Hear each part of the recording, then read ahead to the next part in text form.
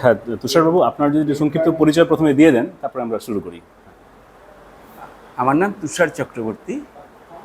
ব্যক্তিগত জীবনে আমার পেশাগত ক্ষেত্র ছিল বিজ্ঞান চর্চা, কিন্তু অবসর নিয়েছি এবং বিজ্ঞান চর্চা তার সঙ্গে কিছু অধ্যাপনা, কিন্তু তার বাইরেও সামাজিক যে বিভিন্ন কার্যকলাপ তার সঙ্গে আমি ছাত্র জীবন থেকেই যুক্ত আছি এবং বিজ্ঞান আর সমাজ, প্রযুক্তি এগুলোর মধ্যে একটা সেতুবন্ধ রচনা করা, এটাই মোটামুটিভাবে আমার কাজ হিসেবে, কর্মক্ষেত্র হিসেবে, বৃহত্তর কর্মক্ষেত্র হিসেবে বেছে নিয়েছি। অবসর নেবার পর থেকে মোটামুটি এটাই, এই বিষয়েই কাজ করে থাকি। কখনো পরিবেশ নিয়ে, কখনো যে সমস্ত উচ্চ প্রযুক্তি, তার যে মধ্যে যে ঝুঁকি আছে এবং তার সুবিধে আছে কোথায়, ঝুঁকি আছে কোথায়, কোথায় ঝুঁকিটাকে কিভাবে নিয়ন্ত্রণ করতে হবে, ঝুঁকির কথা মানুষকে কিভাবে বোঝাতে হবে, এই জিনিসগুলো নিয়ে কাজ করে থাকি।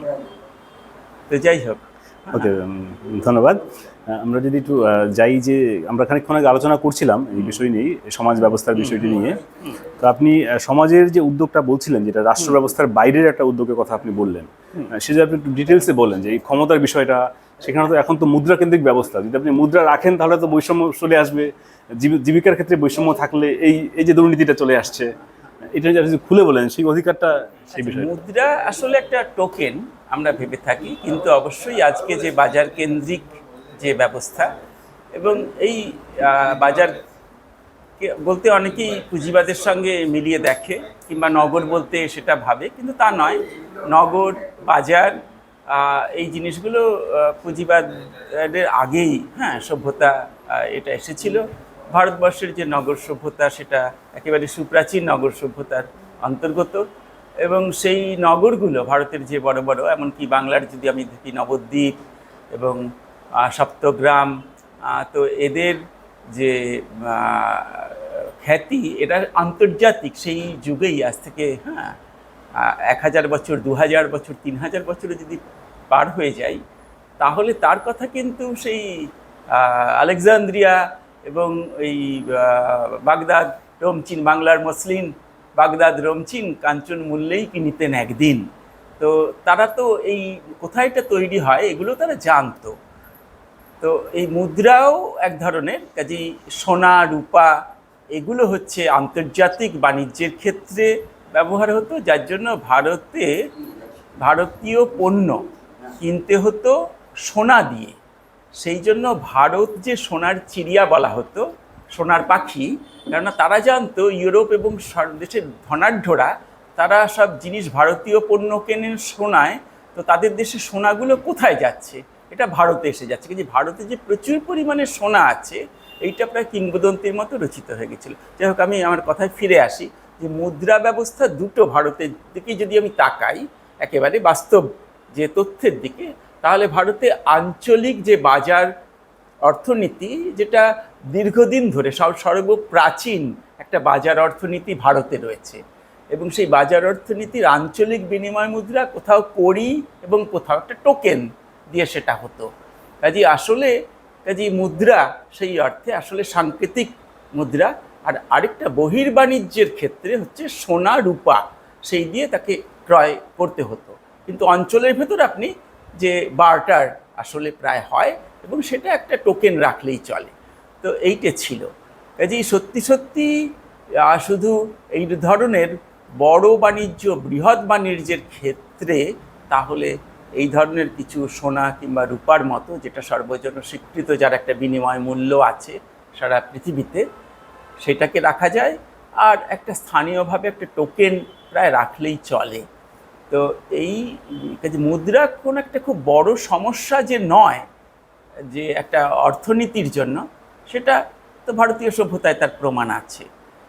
তো আমার কথাটা সেটা না, আমার কথা বলছি, আমরা যখন এই যে অধিকার সুরক্ষা, অধিকার সমবন্টন, এই যে আজকের আলোচনায় যে দুটো কথা রাখা হয়েছিল, তো এখন তার মধ্যেই যেটা অকথিত ব্যাপারটা রয়েছে, আমরা একটা রাষ্ট্রকে রেখে দিয়েছি। কারণ আমাকে সুরক্ষা অধিকারগুলো কে দেবে, তাহলে রাষ্ট্র দেবে। কিংবা সমবন্টন কে করবে, তাহলে রাষ্ট্র কিংবা সরকার করবে। তার মানে আমরা অলক্ষ্যে আমরা এই মুখাপেক্ষী হয়ে পড়ছি। তা আমার ধারণা সেই গান্ধীকে উদ্ধৃত করে আমি বলতে চাই যে এইটা সেই শয়তানির থেকে, সেই ঔপনিবেশিকরণ থেকে আমরা বার হতে পারছি না যদি আমরা এই কথাগুলো ব্যবহার করি। কিন্তু নিশ্চয়ই অধিকারের সুরক্ষা তার দরকার, অধিকারের সমানাধিকার, একটা সমবন্টন, সবারই অধিকার থাকা উচিত, যার যার প্রয়োজন অনুযায়ী তার সেটা বণ্টিত হবে, তার যোগ্যতা অনুযায়ী সেটা বণ্টিত হবে। তো তার সেটা হচ্ছে সামাজিকভাবে, সেটা রাষ্ট্র দেবে কিংবা সরকার দেবে তা নয়, সেটা কিভাবে সমাজ দিতে পারে। আর সমাজই বা কীভাবে দেবে? সমাজটা দেবে হচ্ছে শেষ পর্যন্ত গণ উদ্যোগ, প্রত্যেকের তাদের উদ্যোগের থেকে।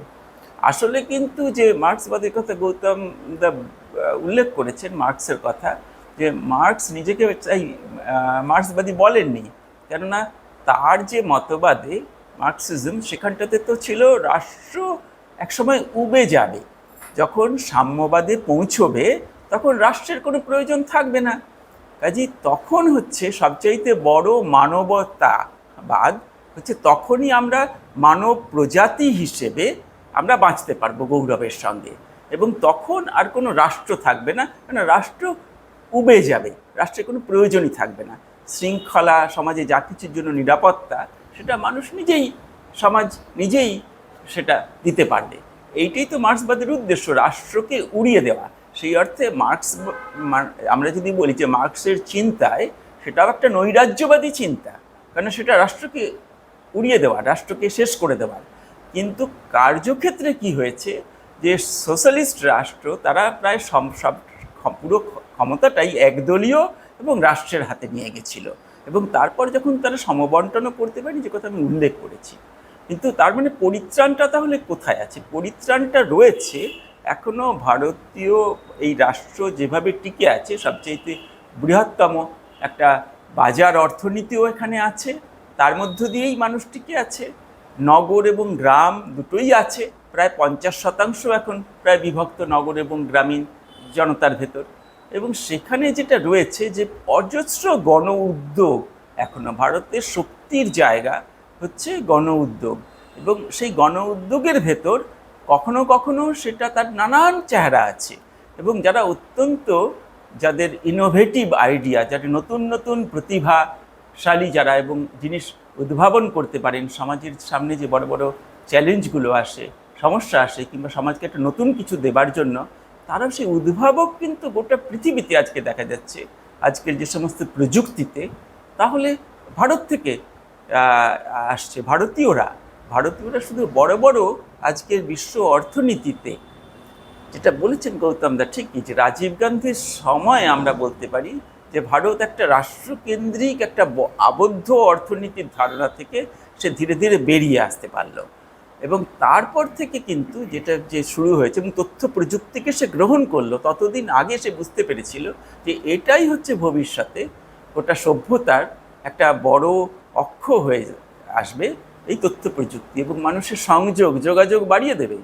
সেই সময় ভারতের মানুষ শুধু অর্থনীতিটা আবদ্ধ ছিল তা নয়, তার রাষ্ট্র মুখাপেক্ষী ছিল, এবং সেই রাষ্ট্র কজনকে সংযোগের উপায়, টেলিফোন কজনকে দিতে পেরেছিল? মানুষ কথা বলতে পারতো না, মানুষ সেই চিঠি, সেটাই বা পোস্টকার্ড অত্যন্ত স্বল্প মূল্যের, কজন কিনতে পারে, সেটা কতদিনে পৌঁছয়, কতজন তার সুবিধাটা নিতে পারতো। কিন্তু ধীরে ধীরে এই যে তথ্য প্রযুক্তির মাধ্যমে আজকে যে ভারতবর্ষের মানুষের কিন্তু তার সে অনেক অধিকার সে প্রযুক্তির মাধ্যমে অর্জন করেছে, বিশেষত তথ্য প্রযুক্তি, নতুন নতুন প্রযুক্তির মাধ্যমে। কারণ ভারতবর্ষের মানুষ এখনও গোটা পৃথিবীর ভেতর, যেহেতু তাকে খুব রাষ্ট্র মুখাপেক্ষী নয়, তার ভিতর নিজস্ব উদ্যোগ বিকশিত করার একটা জায়গা, পরিসর ভারতের রয়েছে এখনও। ভারতবর্ষ এখনও একটা মুক্ত অর্থনীতি, মিশ্র অর্থনীতি বলেছেন, কিন্তু এটা শুধু ওই রাষ্ট্রীয় অর্থনীতি আর বাজার অর্থনীতি, এই দুটোর বাইরে আমি বলি এটা মুক্ত অর্থনীতি। এখনও মানুষ যে কোনো একটা পণ্য তৈরি করে বিক্রি করার জন্য তাকে সরকারের মুখাপেক্ষী হতে হয় না তাকে। এই যে মুক্ত অর্থনীতি ভারত ভেতর রয়েছে, তার জন্য মানুষ এত, কেন এখানকার মানুষ স্মার্ট, সারা পৃথিবীতে তারা জানেন যে ভারতের ক্রেতারা, ভারতের বিক্রেতারা, ভারতের মানুষ সাধারণত সারা পৃথিবীতে যদি আমি দেখি, তাহলে ভারতবর্ষের মানুষ হচ্ছে ক্রেতা এবং বিক্রেতা হিসেবে, বাজার অর্থনীতির লোকেরাও জানেন, সবচেয়ে চালাক হচ্ছে ভারতের লোকেরা। তারা সত্যি সত্যি যাচাই করে কেনে। একটা ভুল পণ্য, ভেজাল পণ্য খুব বেশি দিন চালানো যায় না এখানে। মানুষ ঠিকই কখনো কখনো বাধ্য হন ভেজাল খেতে, কিন্তু তাহলেও তারা ক্রয়ের ক্ষেত্রে তারা খুব জুডিশিয়াস। তারা কিন্তু বিচারটা যেটা করেন, তাদের জাজমেন্ট, সেটা অত্যন্ত একটা সুপরিকল্পিত। এইটা হচ্ছে ভারতের। আপনি কি সমবায় ব্যবস্থার কথা বলছেন? এরকম কিছু? সমবায় ব্যবস্থার তো রয়েছে ভারতে, সবচাইতে বড় সমবায় ভিত্তিক। এখনো মানুষের ব্যক্তিকেন্দ্রিক, ব্যক্তি আর সমবায় দুটোরই একটা ব্যালেন্স ভারতে রয়েছে, যেটা আমাদের যে বাজার, সেই বাজারটা পশ্চিমের বাজার না, এটা তো দুনিয়ার সর্বপুরাতন বাজার। এবং শুধু আন্তর্জাতিক, শুধু স্থানীয় আঞ্চলিক নয়, বহির্বাণিজ্যের জন্য সেটা সবচাইতে দীর্ঘতম বহির্বাণিজ্যের ইতিহাস রয়েছে ভারতে। চীন, সেও কিন্তু বিকশিত ছিল, কিন্তু চীন বহির্বাণিজ্য করতো না। কিন্তু ভারতীয় পণ্য, সেটা ওই শুধু মসলিন নয়, এখানকার হাতির দাঁতের কাজ, এখানকার নানান ধরনের পণ্য, এখানকার মশলা, সেগুলো গোটা পৃথিবীতে কতকাল ধরে, হাজার হাজার বছর ধরে সে সরবরাহ করেছে। তাহলে আপনি কি বলছেন যে একটা সমবায়ের প্রোডাক্ট ভিন্ন রকম থাকবে আর একটা ভিন্ন প্রোডাক্ট, এই দুটো সমবায়ের মধ্যে লেনদেন হবে? সমবায়ও আমরা বার্টার সিস্টেম বলছেন, আগে পুরনো বার্টার সিস্টেম তো ছিল না। ভারতের যে বাজারই ছিল, ভারতে সেই বাজার মুক্ত বাজারই ছিল। সেই বাজারের ভেতর নানান ধরনের পণ্য, তার প্রয়োজন অনুযায়ী সে পণ্য তৈরি করা এবং তার মূল্য আহরণ করা, তার কলাকৌশল, সেটাও ভারতবর্ষ জানতো। ভারতবর্ষ সবচাইতে দীর্ঘ তারা বাজারের ইতিহাস, দীর্ঘ স্বাধীনতার ইতিহাস, কেননা রাষ্ট্র নিরপেক্ষ এই বাজার ব্যবস্থা চলতো, একটা সভ্যতার ইতিহাস ভারতের রয়েছে। এবং ধীরে ধীরে সেখানটাতে যে সে কিছু পরিমাণে ঔপনিবেশিকরণ যখন মুক্ত হচ্ছে, এখন তারপর সরকার যখন অনেক সময় একটা দীর্ঘ সময় যদি বলতে পারি যে যেটা সরকারি মুখাপেক্ষী হয়েছিল, যারা ব্রিটিশ গভর্নমেন্ট গেলেও তারা ভাবলো যে দেশের সরকার সমস্ত কিছু করে দেবে, কিন্তু ধীরে ধীরে মানুষ সেগুলোর থেকে বেরিয়ে আসছে, তত ভারত তার শক্তি তার ফিরে পাচ্ছে। কিন্তু আমরা এখন যখন এতটা সময় পেরিয়ে এসেছি, তো আমরা তো আর প্রাচীন জায়গায় যেতে পারবো না, যেগুলো কখনো আমরা প্রাচীন যে বার্টার সিস্টেমে অসঙ্গতি ছিল, যে আমি কতখানি দেবো, তার থেকে আমরা অতীত থেকে আমরা বিচ্ছিন্ন হতে পারি না। বিচ্ছিন্ন, সেখান থেকে শেখার তো অবশ্যই আছে। সেই যোগসূত্রটা রয়ে গেছে। সেই যোগসূত্রটাই আমাদের একটা সাস্টেনেন্স দেয়। মুদ্রা তো একটা প্রয়োজন হিসেবে এসেছিল, এটা তো এমনি আসেনি। অবশ্যই মুদ্রা এসেছে, কারণ একটা বস্তুর সঙ্গে একটা বস্তুর যে তফাৎ, সেটা করা যাচ্ছিল না, বা যে এক্সট্রা কতখানি নেব না, সেই মূল্যগুলো করা যাচ্ছিল না। একটা অসুবিধা ছিল, বহনযোগ্য বিষয়টা, এগুলো। তো এখন যে মুদ্রা ব্যবস্থা এসে আমরা দেখছি যে এই মুদ্রা ব্যবস্থাটাও কাজ করছে না, মানে যে উদ্দেশ্যে এসেছিল, যে বস্তুর যে বিনিময়ের যে মাধ্যম, এখন সেই মাধ্যমটা মানে মুদ্রা নিজেই এখন প্রোডাক্ট হয়ে বসে আছে। তাকে সেই মানে শেয়ার মার্কেটে কি হচ্ছে, মুদ্রা সবথেকে বড় সমস্যাটা কোথায়? মুদ্রা আপনাকে জিজ্ঞাসা করছি, আপনি বলুন, মুদ্রা সবথেকে বড় সমস্যাটা কোথায় আজকে? মুদ্রা সমস্যা হচ্ছে যে আপনি মুদ্রা হচ্ছে এমন একটা লিকুইড করে রাখতে পারছেন, যেখানে আপনি এটাকে ভাঙতে পারছেন। আপনি এটা অ্যাকাউন্টে রেখে দিলেন, কোনো যদি সঞ্চয় না করেন, শেয়ার মার্কেটে খাটিয়ে রেখে দিলেন, তো আপনার সম্পদ থেকে যাচ্ছে। ফলে এটার এই একটা সুবিধে তো আছে, এটা বললেন, কিন্তু মুদ্রার সবচাইতে বড় সংকটটা কোথায় আজকে? পৃথিবীতে সবচাইতে বড় সংকট, আমরা যে সংকটগুলোর কথা বলি না, যে কেননা সমস্ত রাষ্ট্রই আজকে একটা পুঁজিবাদী ব্যবস্থা, বাজার অর্থনীতি তার মধ্যে যুক্ত হয়ে আছে, সংলগ্ন হয়ে আছে। সবচাইতে বড় সংকটে রয়েছে মুদ্রা, কারণ পৃথিবীতে যে ফিয়াট মানি, অর্থাৎ বহুকাল অবধি মুদ্রা যুক্ত থাকতো, মার্কিন যুক্তরাষ্ট্র রেখেছিল সবচাইতে বেশি দিন পর্যন্ত। ডলার হচ্ছে সোনার সঙ্গে যুক্ত ছিল, কাজেই $1 হচ্ছে কতটা আপনি সোনা কিনতে পাবেন। তো 70-এর দশকে হচ্ছে মার্কিন যুক্তরাষ্ট্র ডলারের উপর লোকের যে এই ফেথ জন্মেছিল, বিশ্বাস জন্মেছিল গোটা পৃথিবীতে, এই কারণে যে ডলারটার সঙ্গে সোনা যুক্ত ছিল, কারণ মার্কিন যুক্তরাষ্ট্র সেই সোনার গ্যারান্টি দিত। কিন্তু সেইটা ভেঙে দিল যখন, তো সেটা ব্রেটন উডস যে এটা ভেঙে গেল, সেই তখন হচ্ছে মার্কিন ডলার ফিয়াট মানি হয়ে গেল। কাজে মার্কিন যুক্তরাষ্ট্র ডলারের সঙ্গে আর এখন কোনো মুদ্রার সঙ্গে সোনার কোনো সম্পর্ক নেই। কাজে সমস্ত মুদ্রাটাই হচ্ছে ফিয়াট মানি, কাগজে মুদ্রা। আপনার যা যা সরকার যা যা আপনাকে বলছে। তো আজকে পৃথিবীতে যে পরিমাণ মুদ্রা আছে ধরুন, সেই পরিমাণ সম্পদ নেই। তো তাহলে আপনি কিসের সঙ্গে মুদ্রাটা যুক্ত রাখছেন? মুদ্রাটা হাওয়ায় ভাসছে। আজকে যদি সবাই গিয়ে বলে যে আমি ওই টাকাটা ব্যাংকে রাখবো না, আমি ওই টাকাটা নেবো না, আমি টিকিটটা জিনিসে কিনে নেব, তাহলে এক ধাপে দেখবেন যে সমস্ত জিনিসের আজকে যে বাস্তব যে আজকে বাজার যে মূল্য আছে সমস্যায় পড়বে, গোটা গোটা পৃথিবীর সমস্যায় পড়বে। কারণ তাহলে দেখা যাবে যে আপনার চাল থেকে শুরু করে যে কোনো জিনিসই তার আসলে মুদ্রা পৃথিবীতে যেহেতু সোনার সঙ্গেও যুক্ত নেই, কোনো বাস্তবের সঙ্গেও যুক্ত নেই, যদি মুদ্রাটা সরিয়ে বার্টার ব্যবস্থায় যায় তাহলে সমস্ত জিনিসেরই প্রায় দাম সেদিক থেকে আপনি ধরলেন সেটা প্রায় 10 গুণ কি 20 গুণ হয়ে যাবে। কেন ফাঁপা টাকা রয়েছে, এই টাকাগুলোর সঙ্গে কোনো কিছু পেগড নেই।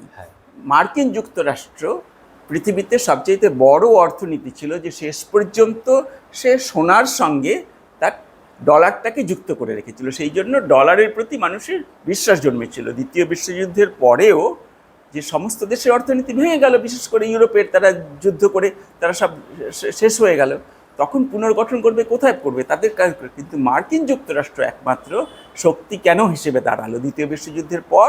সে বোমা ফেললো বলে জাপানের ওপর? তা নয়, তার মুদ্রাটা একমাত্র ছিল সোনার সঙ্গে যুক্ত।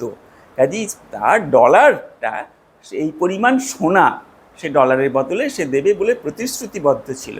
সেইটা ব্রেটন উডস যখন সে ভেঙে ফেললো 60-এর দশকে, তারপর থেকে মার্কিন যুক্তরাষ্ট্রের টাকাটা ও ডলারটা হয়ে গেল ফিয়াট মানি, কিন্তু অধিকাংশ লোকের কাছে সেটা পৌঁছয়নি শেষ পর্যন্ত। কাজেই সেই জন্য মানুষের ডলারের উপর তার ফেইথ একটা রয়েছে, আর অন্য মুদ্রাগুলোর ওপর তেমন তার কোনো ফেইথ নেই।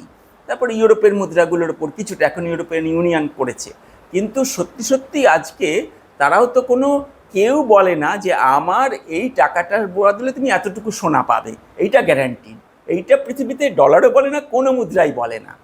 কাজেই কোনো দেশের কোনো মুদ্রাই বাস্তব কোনো সম্পত্তির সঙ্গে যুক্ত নয়। আপনি বাজারে কেনাবেচা করছেন, তার জন্য ব্যবস্থা করছেন, কিন্তু যদি গোটা পৃথিবীতে যত পরিমাণে মুদ্রা আছে, ধরুন সেটা আপনি ডলারেই একটা যে কোনো মুদ্রায় কনভার্ট করে নিলেন, তাহলে সেই পরিমাণ সম্পদ কি পৃথিবীতে আছে?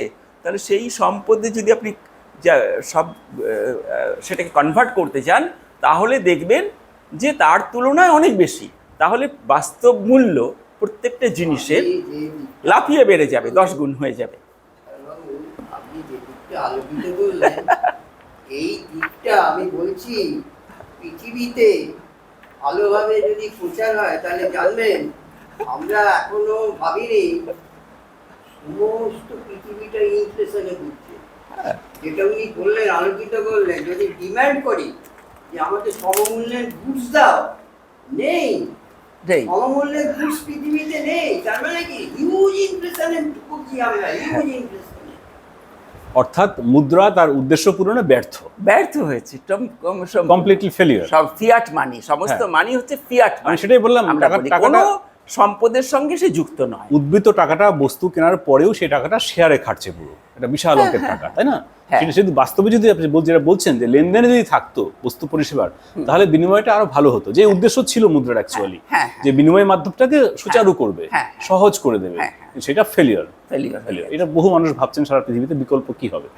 তো আমরা যে নতুন করে যে ভাবনা ভাবছি যে মুদ্রাটা বিকল্প অর্থনীতি, যে নীতি তার উদ্দেশ্য নিয়ে যে মানুষের কি প্রয়োজন সে তো মানুষ জানে, এবং যারা একটু বুদ্ধিমান মানুষ তারাও জানে যে স্বাভাবিকভাবে মানুষ কি চাইতে পারে, তার অসুবিধাটা কোথায়।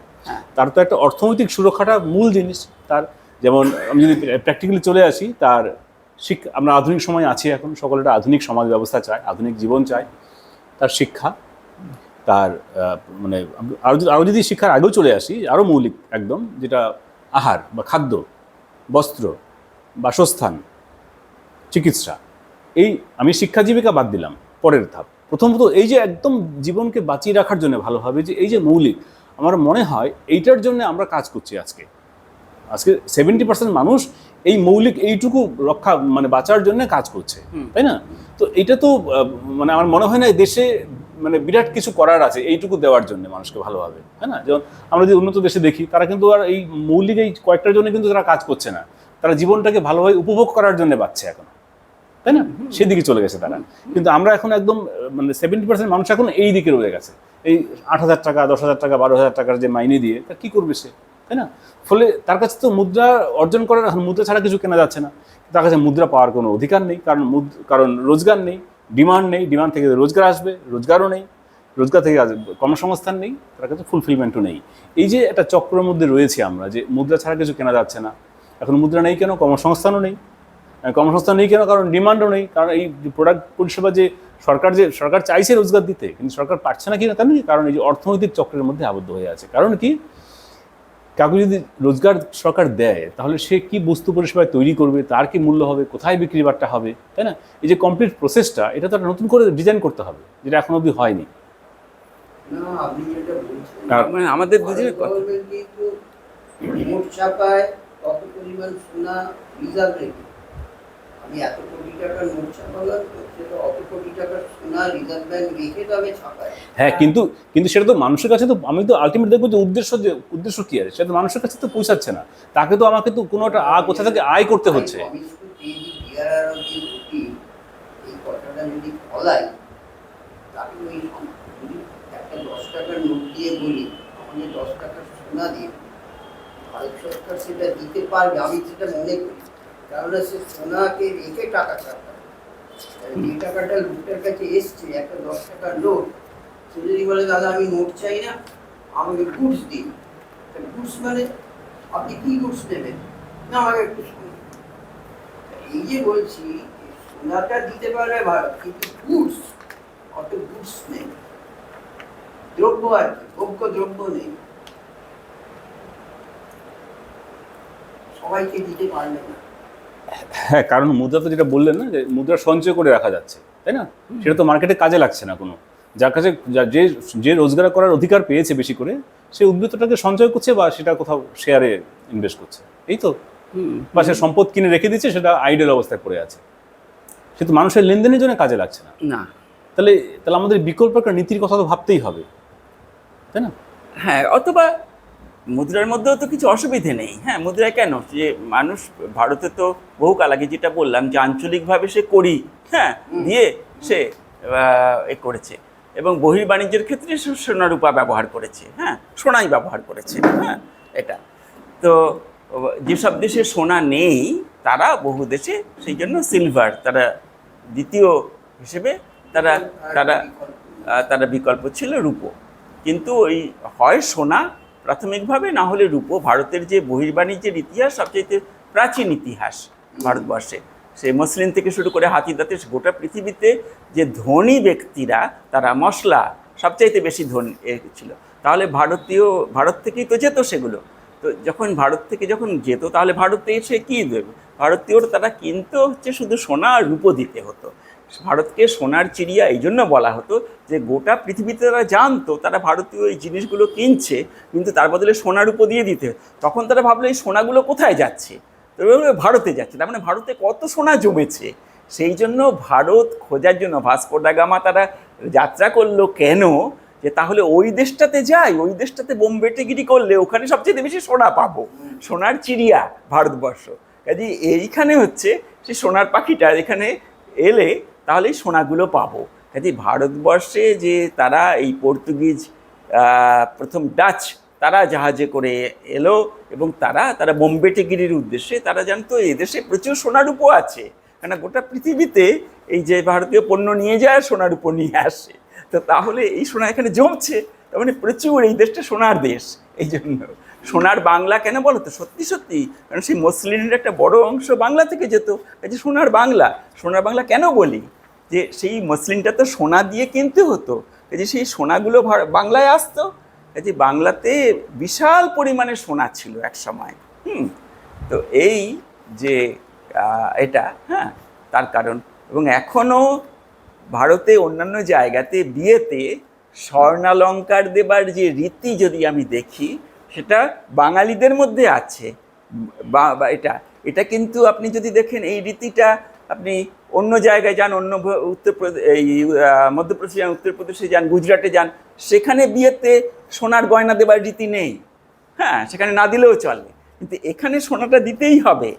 কেন? কারণ এখানে সোনা রয়েছে বলে, প্রচুর সোনা আছে, এখানে এসে জমা হয়েছিল বলে ছিল, গরিব মানুষের কাছেও সোনা ছিল।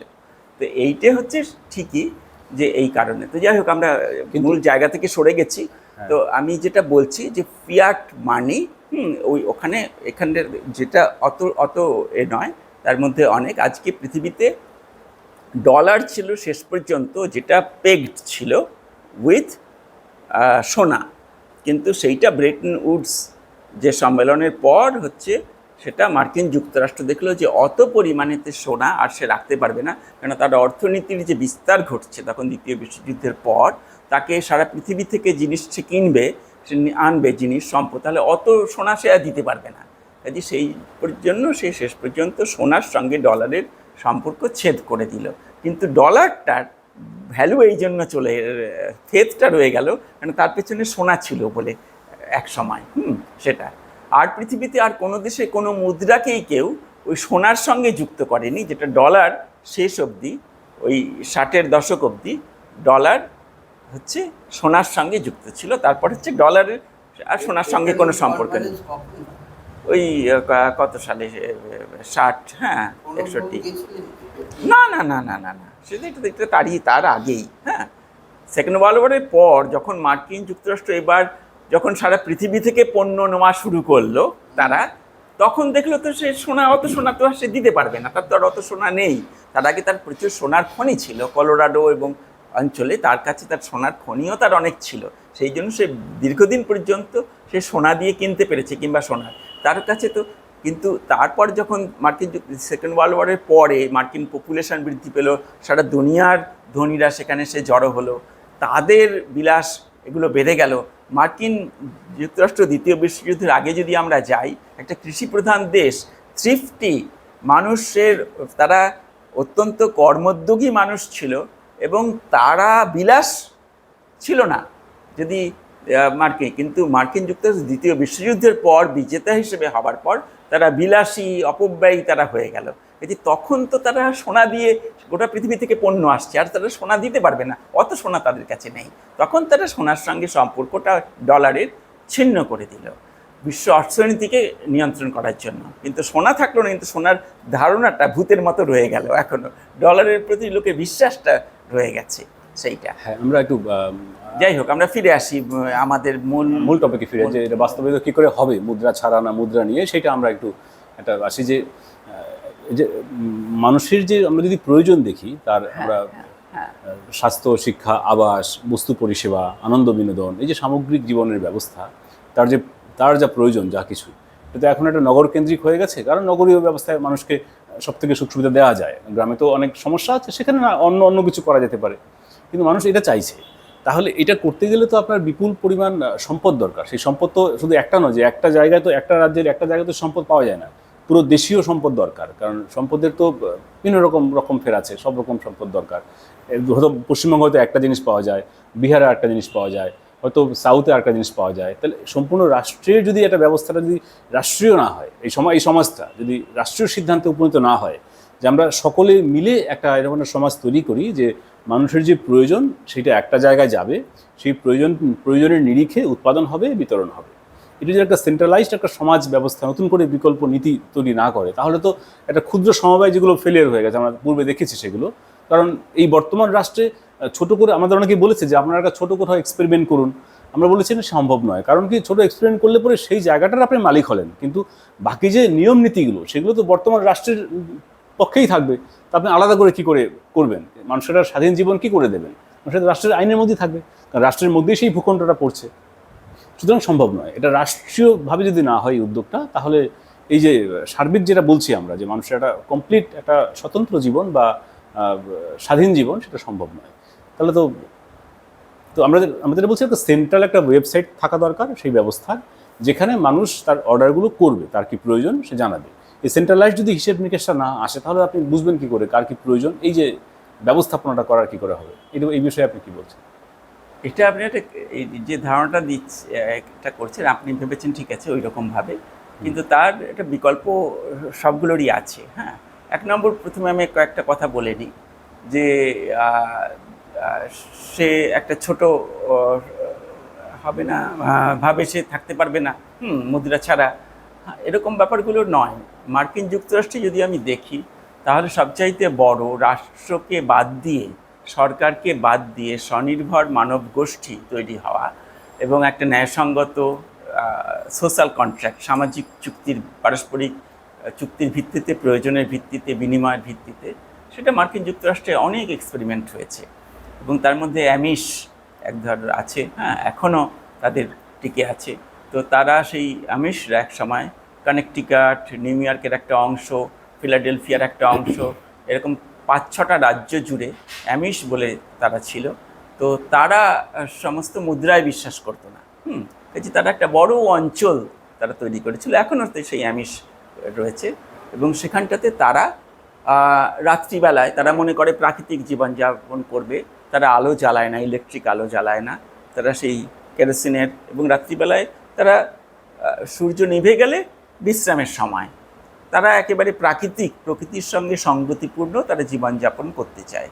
এবং তারা দিনের বেলায় তারা কাজ করছে নানান জিনিস, কিছু জিনিস তাদের বাইরে থেকে যখন ওষুধপত্র কিছু জিনিস কিনতে হয়, তার জন্য কিছু জিনিস তারা বাইরে বিক্রি করে, তাই দিয়ে যে জিনিসটা তারা নিজেরা তৈরি করতে পারে না সেটা, কিন্তু বাকি নিজেদের খাবার, নিজেদের পরিধেয়, নিজেদের গাড়ি, নিজেদের সমস্ত কিছু তারা নিজেরা তৈরি করে নেয়। কিন্তু তারা কোনো মুদ্রা, সেখানে একটা কমিউনিটি, একটা আমরা বলি একটা কমিউনিজম এক ধরনের, প্রায় তাদের ভিতর রয়েছে এখনো অ্যামিশ কলোনি। যেরকম আমাদের দেশে অরোভিল ওইরকম একটা প্রচেষ্টা করেছে। অরোভিল একটা খুব ছোট একটা উদাহরণ, খানিকটা বললেন উদাহরণ হিসেবে, কিন্তু একটা খুবই ছোট একটা কিন্তু এইরকম অনেকেই, কিন্তু তার তুলনায় যদি আমিশদের বলি, মর্মনদের বলি, মার্কিন যুক্তরাষ্ট্রে এরকম যে প্রায় 10-12 ধরনের এইরকম উদ্যোগ হয়েছিল, যেখানে মুদ্রাবিহীন বিনিময় প্রথা এবং তার মধ্যে সবচাইতে বড় যেটা, অ্যামিশরা এখনও তারা টিকে আছে, তারা প্রকৃতি নির্ভর প্রায় জীবনযাপন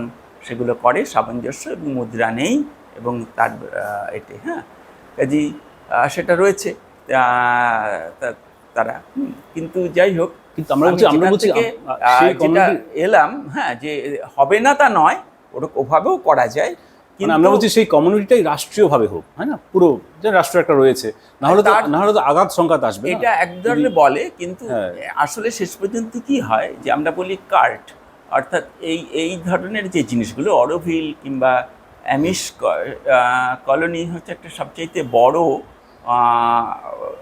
জনসম্প্রদায় নিয়ে এবং এলাকা নিয়ে তারা তৈরি হয়েছিল, যেখানটাতে প্রকৃতি নির্ভর যদি আমরা বলতে পারি। কিন্তু আরও অনেকেই এই ধরনের এক্সপেরিমেন্ট পৃথিবীতে বহু জায়গাতে হয়েছিল, যে মুদ্রা ছাড়া তারা একটা কমিউনিটি তৈরি করা, যেখানে আদান প্রদান প্রয়োজন, এবং তার উপর বাজার এবং মুদ্রা বাদ দিয়ে বাঁচতে।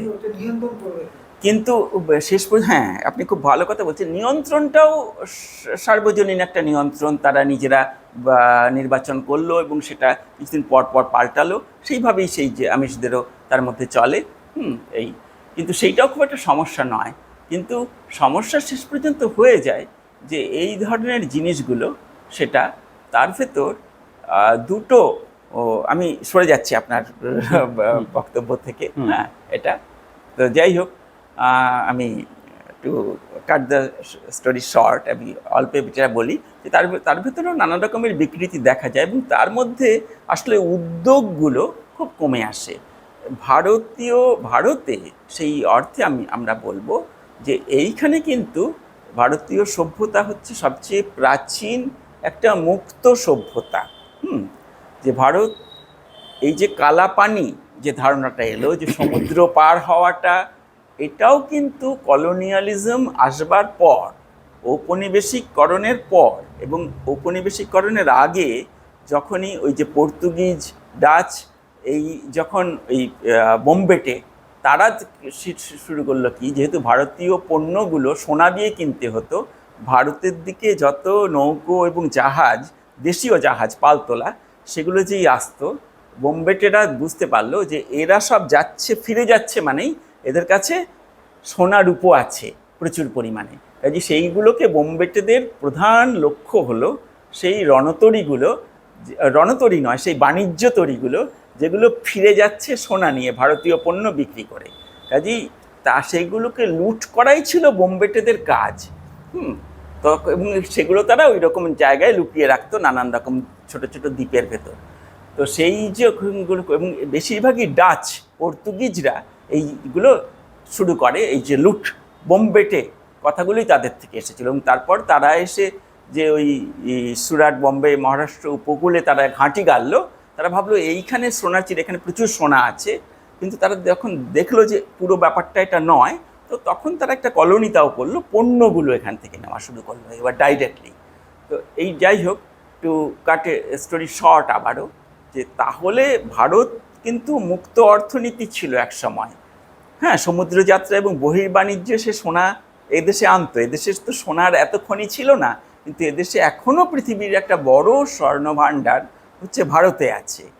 কেন? কেননা ভারতে সেই সোনাগুলো আসতো বলে, এবং সেই জন্য বিয়েতে সোনা দিতে হবে, এই দিতে হবে, এই রকম করে সোনা সাধারণ মানুষও জমাতে জমাতে ভারতে যত সোনা আছে পাবলিকলি হেল্ড, সেই এতটা সোনা পাবলিকলি হেল্ড পৃথিবীতে কোনো দেশে নেই।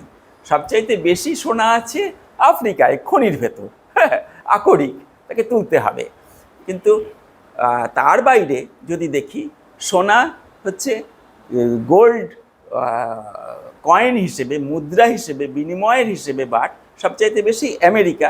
তার যত পরিমাণে সোনা তুলতো, সে সোনার বাট তৈরি করে, সেই বিস্কিট তৈরি করে আমরা যেগুলোকে বলি, সেকে দক্ষিণ আফ্রিকার সোনাও সে যেমন আসতো, তার নিজের সোনাও সে এইরকমভাবে করতো বিনিময়ের জন্য, সে সেইটাকে করে রাখতো।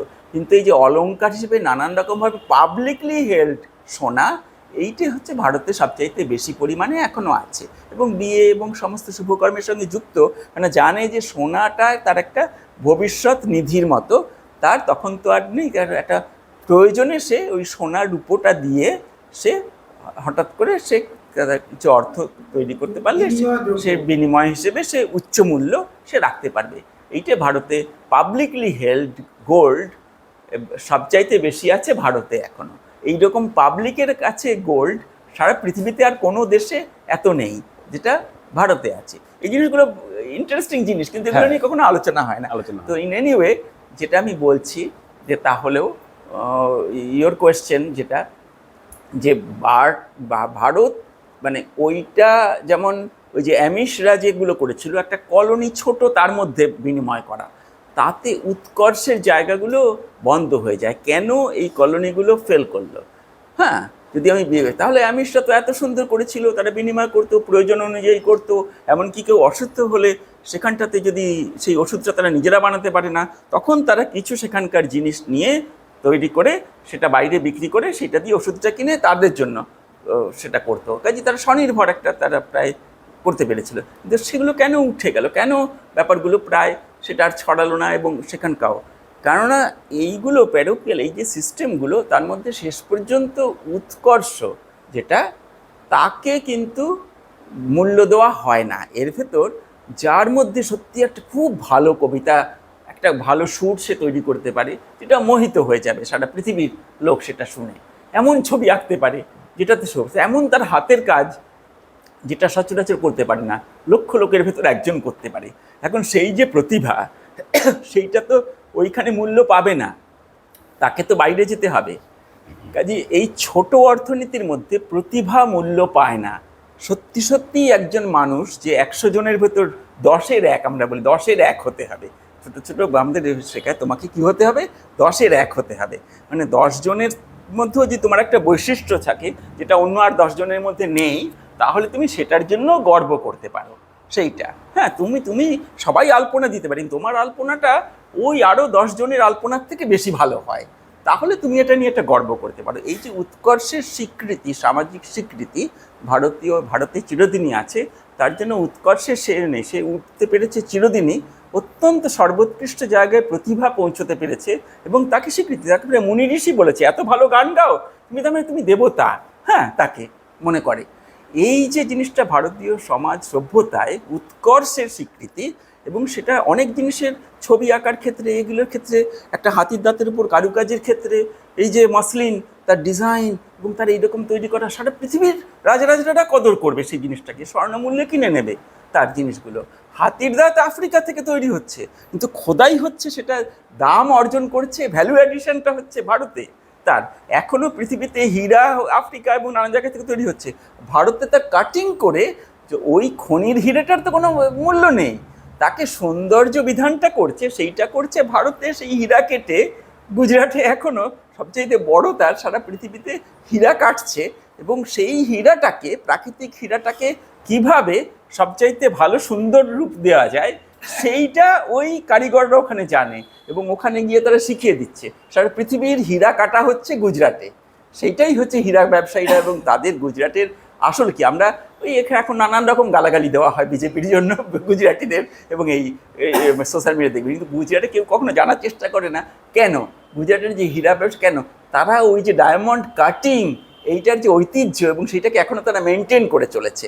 এই জিনিসগুলো রকম বহির্বাণিজ্যে সারা পৃথিবীতে ভারত কিন্তু গেছে, কিন্তু কলোনাইজ করবার জন্য যায়নি। গেছে বলে গোটা দক্ষিণ পূর্ব এশিয়ায় ভারতীয় পণ্যের যেমন কদর করেছে, ভারতীয় সংস্কৃতির কদর করেছে।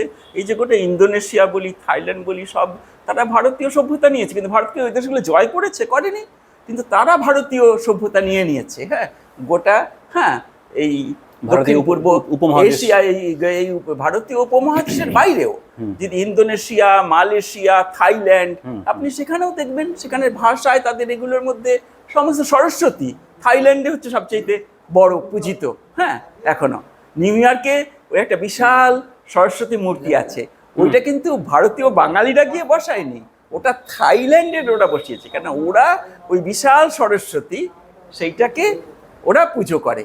হ্যাঁ, কাজে সেইটাকে নিউ ইয়র্কে বসিয়েছে হচ্ছে সেই শ্বেতপাথরের বিশাল সরস্বতী মূর্তিটা থাইরা, কেন তারা ভারতীয় সংস্কৃতির ওই জিনিসটাকে তারা গ্রহণ করেছে। ইন্দোনেশিয়া, মালয়েশিয়া কিন্তু ভারত জয় করেনি, কম্বোডিয়া, হ্যাঁ, ওই যে কম্বোজ আমরা বলতাম, ভিয়েতনাম, লাও, এই পুরোটাই সবচাইতে ভারত পৃথিবীতে এখনো সবচাইতে বড় নগরী কোনটা, বিগেস্ট সিটি, হ্যাঁ, গোটা ইতিহাসে এখনো তৈরি হয়েছে। হ্যাঁ, যার সেটা কোথায়, সেটা হচ্ছে কম্বোডিয়ায়, যে সেখানে পৃথিবীর বৃহত্তম নগরী, পুরোটাই হিন্দু দেবদেবীর মূর্তি। যদি ওখানে যাওয়া হয় তাহলে দেখা যাবে যে কম্বোডিয়াটা হচ্ছে পুরোপুরি সেই, এবং প্রায় সব বৃহত্তম নগরী এখনো। হ্যাঁ, তার ওই যে শ্যাম কম্বোজে তারা রেখে আছে আল, সেই বিষ্ণুদের কবিতায়, সেই কম্বোজ হচ্ছে কম্বোডিয়া। আমরা দেশটাকে দখল করিনি, কিন্তু ও দেশের লোকেরা হিন্দু ধর্ম, হিন্দু ভারতীয় এটাকে গ্রহণ করেছে, এবং সেই রকম একটা নগরী তারা তৈরি করেছে। এক একটা মন্দির, দিঘি, তাই সেটা হরাইজেন্টালি স্প্রেড। কেন সে ভার্টিক্যালি বড় বড় মিনার তোলেনি, সে আমাদের মন্দিরগুলো যেমন ছোট ছোট হতো, কিন্তু তার পাশে একটা দিঘি, তার পাশে জনপদ, এরকম করে করে বিস্তৃত হয়ে যুক্ত হয়ে। কম্বোডিয়ায় যদি কখনো যান তাহলে দেখবেন জামকর বাড়ি যেটা বলা হয়, সেইটা হচ্ছে সারা পৃথিবীতে বৃহত্তম নগরী ইতিহাসে, আর কখনো কোনো নগরী অত বড় হয়নি, because it is horizontally spread. আমি একটা কথা বলি, যে একটা সময় মুদ্রা ব্যবস্থা বা প্রথাটা কোনো একটা সমস্যার কারণে এসছে, মানুষের সমস্যার সমাধান করবার জন্য, ইজি করে দেওয়ার জন্য, সহজ ফিয়াট করে দেওয়ার মানি। জন্য। আবার আজকে প্রশ্নটা উঠছে যে তাহলে কি মুদ্রা ব্যবস্থা উঠিয়ে দিয়ে, হ্যাঁ, হ্যাঁ, হ্যাঁ, তাহলে কি জীবনটাকে আবার সহজ করে নেওয়া যায়? করা যায়। অ্যাকচুয়ালি এখন তো পুরো সমস্ত মানি ফিয়াট মানি, হ্যাঁ, ছাপানো হয় টাকা, এই কোনো মানি কোনো বাস্তব সম্পদের সঙ্গে লিঙ্কড নেই।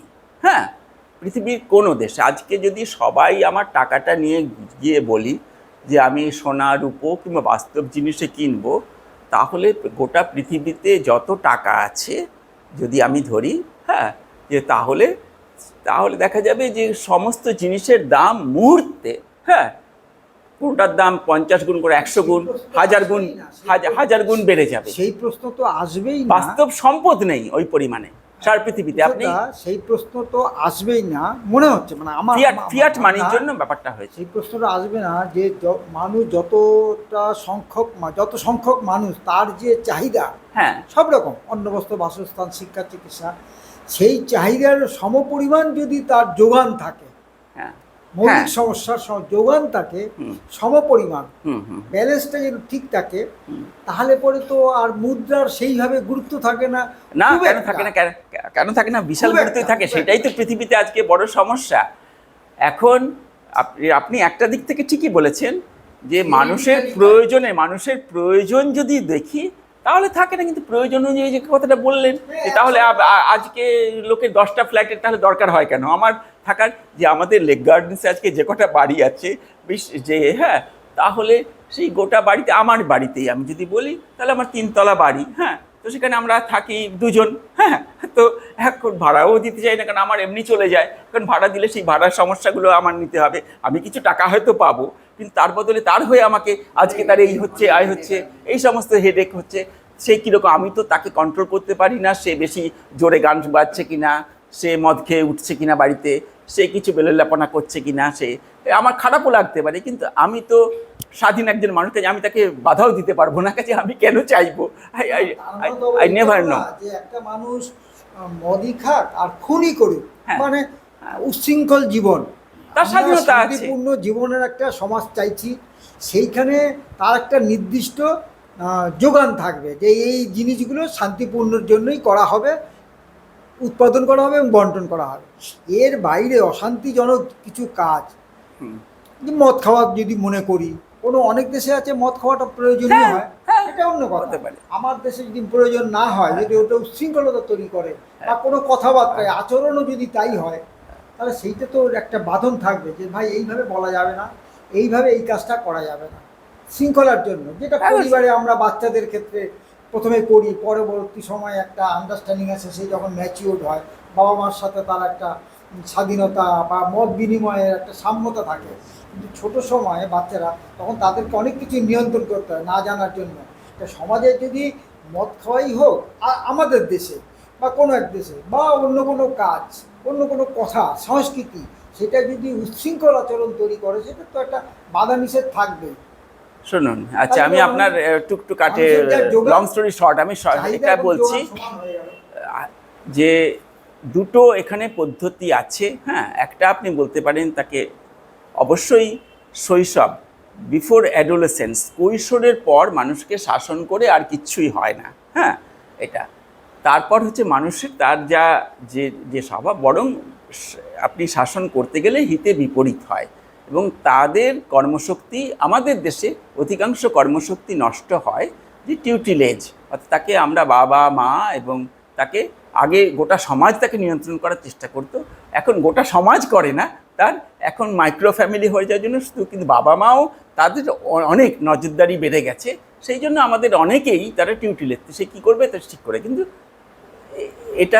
এইটা করে হয় না। নিজের শাসন নিজেই করছে। আমি অ্যাডোলেসেন্সের ম্যাচিওরিটি নয় এটা। আমি আপনাকে যেটা বলছি, উনি যেটা বলছি, যেটা বলছি আপনি শুনুন, যে প্রাপ্তবয়স্ক অ্যাডোলেসেন্সের পর, কৈশোরের পর মানুষের যে সমস্ত প্রাণীদের ভেতর, বেশিরভাগ প্রাণী, গরু বাছুর দেখবেন মায়ের পেট থেকে বার হলো লাফাতে লাফাতে লাগলো, হ্যাঁ, সবই, মানে, কিন্তু আমরাই একমাত্র যে জন্মালো তখন সে হাঁটতেও পারে না, মানে তাকে এতদিন থেকে হাঁটা শেখায় 2 পায়ে হাঁটার জন্য, আসলে 4 পায়ে হলে আরও আগে হামাগুড়ি আগে দিতে শিখতে পারতো, কিন্তু আমরা আবার 2 পায়ে হাঁটতে বলি, সেই ব্যালেন্সটা রাখা শিখতে তার অনেক দিন লাগে, হ্যাঁ। তারপর সে এতদিন তার টিউটিলেজ, ওর কোনো প্রাণী নেই যাকে এতদিন ধরে বাচ্চাকে মানুষ করতে হয়। আমাদের সমাজটাও তৈরি হয়েছে, পরিবারগুলো তৈরি হয়েছে এই কারণে, যে এই জন্য আমাদের একটু এই অপরিণত এই যে শিশুদের এই বহুকাল অবধি তার পরিচর্যাটা করতে হচ্ছে, এইটার জন্য আমাদের সমাজগুলো এইরকম প্রকৃতি পেয়েছে, সায়েন্টিফিক্যালি আমরা যদি ভাবি। কিন্তু ইন এনিওয়ে, আমি যে কথাটা বলতে চাই, যে কৈশোরের পর, আফটার অ্যাডোলেসেন্স, আসলে মন তৈরি হয়ে গেল, তার একটা চরিত্র, তার একটা ভালো লাগা মন্দ লাগার একটা বোধ তৈরি হয়ে গেল কৈশোরে। তারপর আপনি শাসন করে ভাবে রাষ্ট্র, বাবা মা করবে, কিচ্ছু করতে পারে না আসলে। তারপর সে তার নিজের ভেতরের চাহিদা অনুযায়ী সে নিজেকে তৈরি করে। সে বাবা মা হচ্ছে শিক্ষিত হতে পারে, কিন্তু তার সেটা পছন্দ নয়, সে ছেলে গুন্ডা হয়ে গেল, সে হয়ে গেল, হ্যাঁ, তার, হ্যাঁ, কিংবা সে আর্টিস্ট হয়ে গেল, সে বাবা কী করছে, এটা কিছু হচ্ছে না, তাকে উচ্চশিক্ষা নেওয়ার, কিন্তু সে সেই দিকে গেল, ভালোও হতে পারে, খারাপও হতে পারে, কিন্তু অ্যাডোলেসেন্স কৈশোরের সময় তার নানান রকম আবেগ তৈরি হয়ে তার সেলফনেস একটা তার তৈরি হলো। এইবার সে ইচ্ছাটা সে অ্যাকচুয়েশন করবে। মাইন্ডটা তৈরি হয় শিশুর একটা বয়সে, মানে প্রায় 1.5 বছর 2 বছরে তার মাইন্ড তৈরি হয়। তার আগে আমরা বলি থিওরি অফ মাইন্ডে, তার আগে মাইন্ড হয় না। মগজটা একটা মেকানিক্যাল কাজ করে, অর্থাৎ যা ইনপুট দেব একটা আউটপুট পাবো, একটা রোবটের মতোই সে প্রায় চলে। কিন্তু মাইন্ড যখন তৈরি হলো তখন থেকে সে যা ইনপুট দেব সে আউটপুটটা নাও পেতে পারি, তার মাইন্ড সে একটা করছে। এইটা শুরু হয় প্রায় এক একজনের এক এক সময় আসে, 1.5 থেকে 2 বছরের মধ্যে মাইন্ড তৈরি হয়।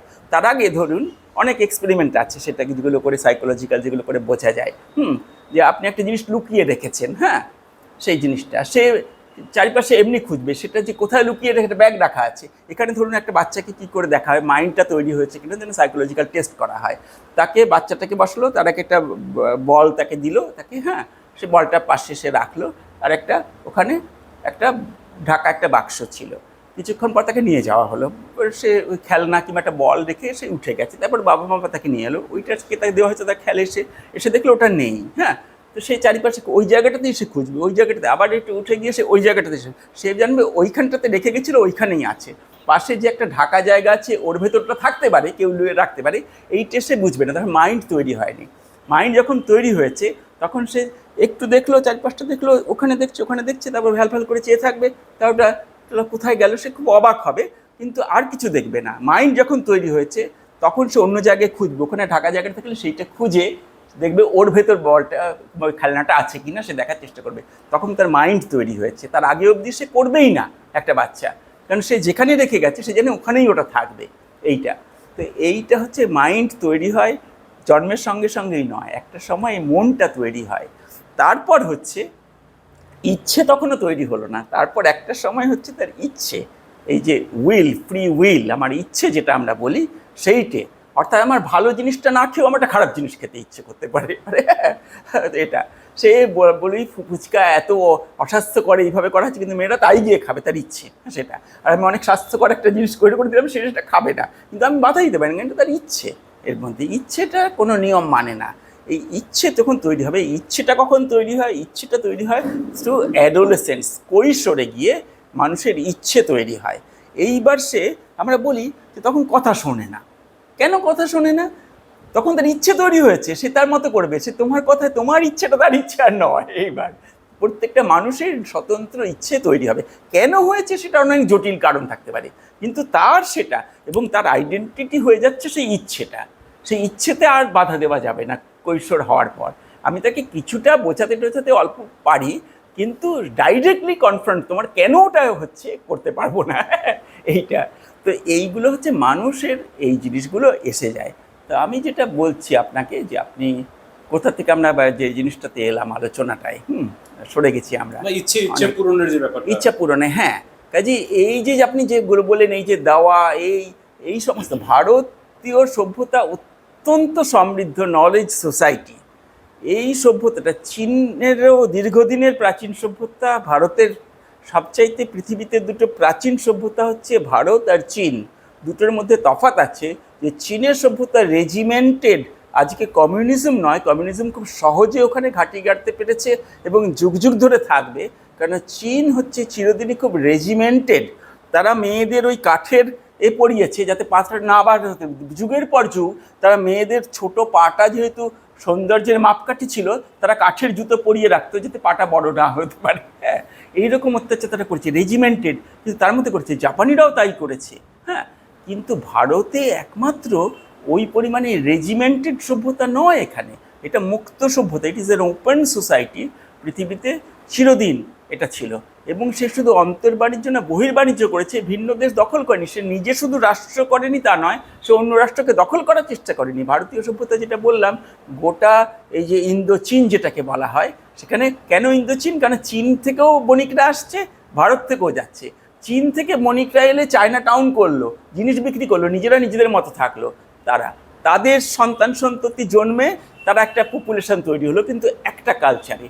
কিন্তু ভারতীয়রা, ব্যবসায়ীরা গিয়ে যখন ওখানে থাকলো, তারা কিছু বেশি থাকলো না, কিন্তু তারা ওখানকার স্থানীয় অধিবাসীরা ভারতের সভ্যতাটা কালচারটা নিয়ে নিল, নিয়ে তারা ভারতীয় হয়ে গেল। ইন্দো চায়না কেন ইন্দোটা এলো, হ্যাঁ এইটা হলো এই জন্য যে তারা এটাকে ওপেন কালচারটা সভ্যতাটাকে তারা গ্রহণ করলো। চাপিয়ে দেওয়া হয়েছে বলে নয়, রাজ্য দখল করেছে বলে নয়। আজকে Indonesia, Malaysia, Thailand, Vietnam, Cambodia, এই পুরো যদি দক্ষিণ পূর্ব এশিয়ায় আমরা যাই তাহলে দেখবো একটা ভারতীয় তার একটা সভ্যতার একটা ধারা আছে, কিন্তু সেইটা গেছে রাজ্য বিস্তার করে দখল করে যায়নি। কিন্তু অন্য ইউরোপীয়রা যেখানে গেছে, স্প্যানিশরা, ফ্রেঞ্চরা, তারা দখল করে গেছে। তো এইটা হচ্ছে ভারতে বাজারও চিরদিন, বাজার এবং সভ্যতা এবং স্বাধীনতা এগুলো হচ্ছে ইনেট আমাদের ভেতর রয়েছে। কাজে এইখানে ওই রকমভাবে করা যাবে না। উৎকর্ষ, আপনার কথাটা একটু কাট, লং স্টোরি শর্ট, যে ওইটুকু দিয়ে হবে না, উৎকর্ষটাকে দেখতে হবে। উৎকর্ষ হয়তো ওই 100 জনের ভেতর একজন, 1000 জনের মধ্যে একজন, লক্ষ জনের মধ্যে একজন আসবে। ভারতীয় সভ্যতা সে তার ইউনিকনেস, তার মূল্যটা দিতে জানে, সেটা যে হীরার মূল্য, হ্যাঁ হ্যাঁ তাকে মুনি ঋষি বানিয়ে দিত। ঋষি মানে কে? ঋষি কথাটার অর্থটা কি? যে ঋক তৈরি করতে পারে। ঋক কি? একটা শ্লোক, যে শ্লোক তৈরি করতে পারে, মানে কবিতা। ঋক মানে হচ্ছে ঋগ্বেদ হচ্ছে কি? ঋক হচ্ছে এক একটা সূক্ত, 2 লাইনের কবিতা, ঝঙ্কৃত এবং কল্পনা আছে, সেইটা যে করতে পারে সে ঋক, সে ঋষি। কাজে যে যার মনোলোভা এবং জ্ঞানগর্ভ একটা ঋক 2 লাইন লিখতে পারে, এবং যে 2 লাইন লিখতে পারে সে শুধু 2 লাইন লিখবে না, সে তো 1000 লাইন লিখবে তারপর, কিন্তু মনোলোভা, তখন তাকে তারা ঋষি বানিয়ে দিচ্ছে। ঋষি বানিয়ে দিচ্ছে এই জন্য না সে তপস্যা করছে বলে, সে ঋক রচনা করতে পারছে। ঋক হচ্ছে কবিতা, হ্যাঁ। কাজে যে কোনো উৎকর্ষ যেটা রেয়ার, তাকে সর্বোচ্চ দেবতার প্রায় মর্যাদা দিয়েছে ভারতীয় সভ্যতা।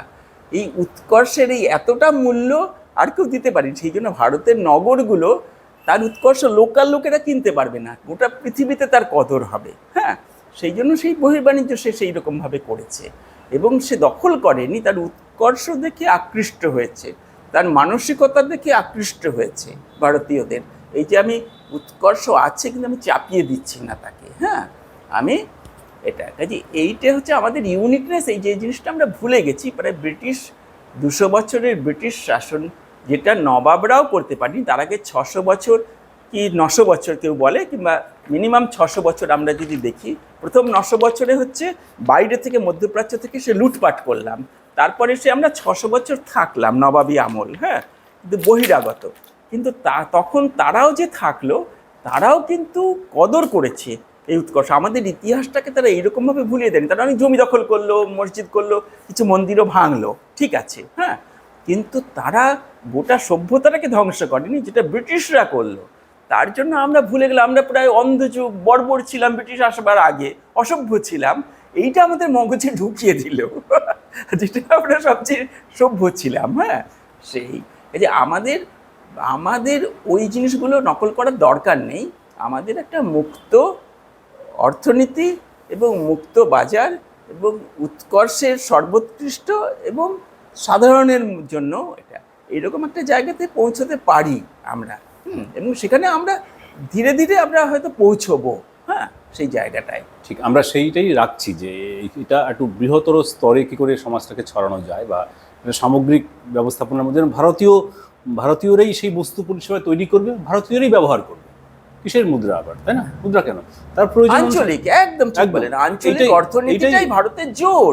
ভারতে যে দুটো, অনেকে বলে কোভিড ভারতের জন্য ভালো হলো একদিক থেকে, এই যে নোটবন্দি কালো টাকা উদ্ধার করেনি, কিছু করেনি, কিন্তু একটা জিনিস করেছে, ডিজিটাল অর্থনীতি। তার ফলে আঞ্চলিক অর্থনীতি দুটোর ফলেই হচ্ছে গুরুত্ব পেল। কিছু পরিমাণে জিনিস বাইরে থেকে এলো, হ্যাঁ, রেলপথ, বিমানপথ, এতে যেগুলো স্থানীয়ভাবে তৈরি হয় না, কিন্তু মিনিমাল। বাকিগুলো তো স্থানীয় অর্থনীতি। যখন নোটবন্দি হলো তখন লোকেরা যে, তার ফলে কি লোকেরা কষ্টে থাকলো তা তো নয়, সে ফেইথ লোকাল অর্থনীতি সে বেঁচে থাকলো, সে চালিয়ে নিতে পারলো। পৃথিবীতে আর কোনো দেশ এইরকমভাবে মুদ্রাটাকে অচল করে দিয়ে বাড়তে পারতো না। এইটাই হচ্ছে, আমরা জানি না, কিন্তু গোটা পৃথিবীর দুনিয়ার অর্থনীতি ভাবে।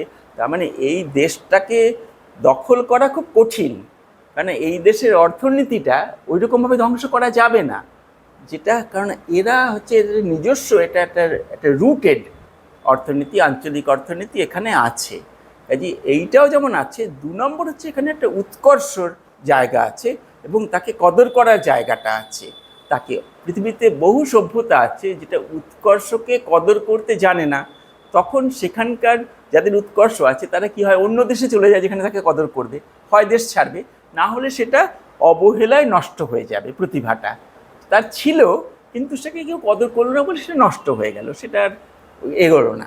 কিন্তু ভারতে একমাত্র যদি আমরা কারোর ভেতর তার এইরকম সুর নেই, এইরকম তোর হাতের কাজ নেই, তাহলে গোটা সমাজই তাকে সেটা রেকগনাইজ করে এবং তাকে এগিয়ে যেতে কোনো না কোনোভাবে করে, সে এগিয়ে যেতে পারে।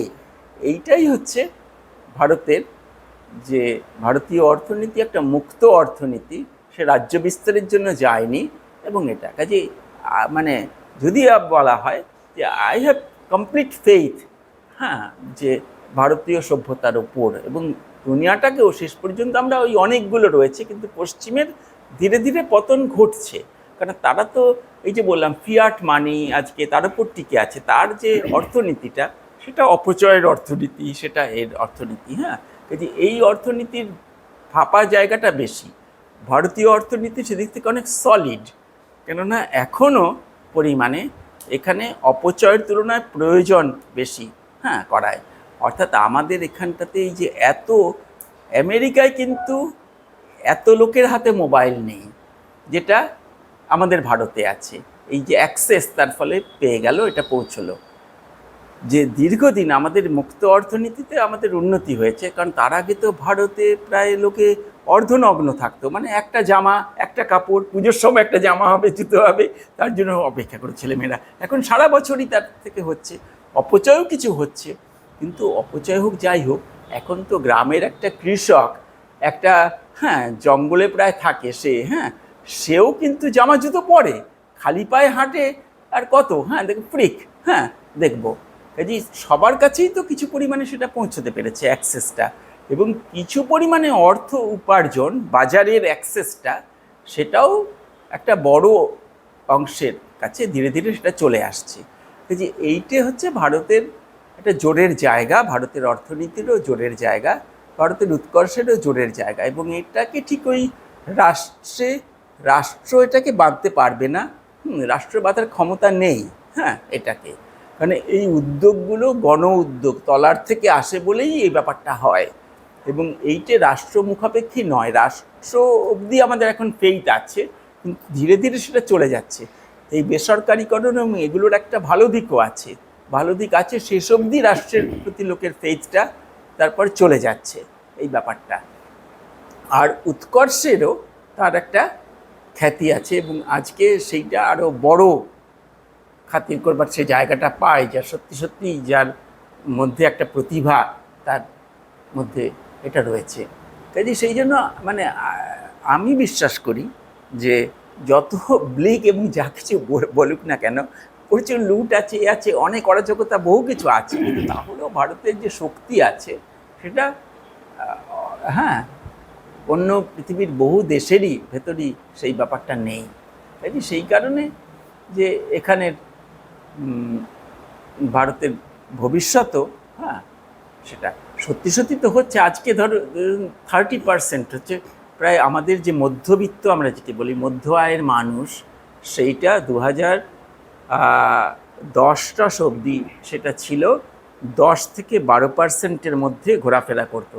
এখন সেটা 30%, 30%, সবচাইতে বড় স্ফীতি এখানে ঘটেছে।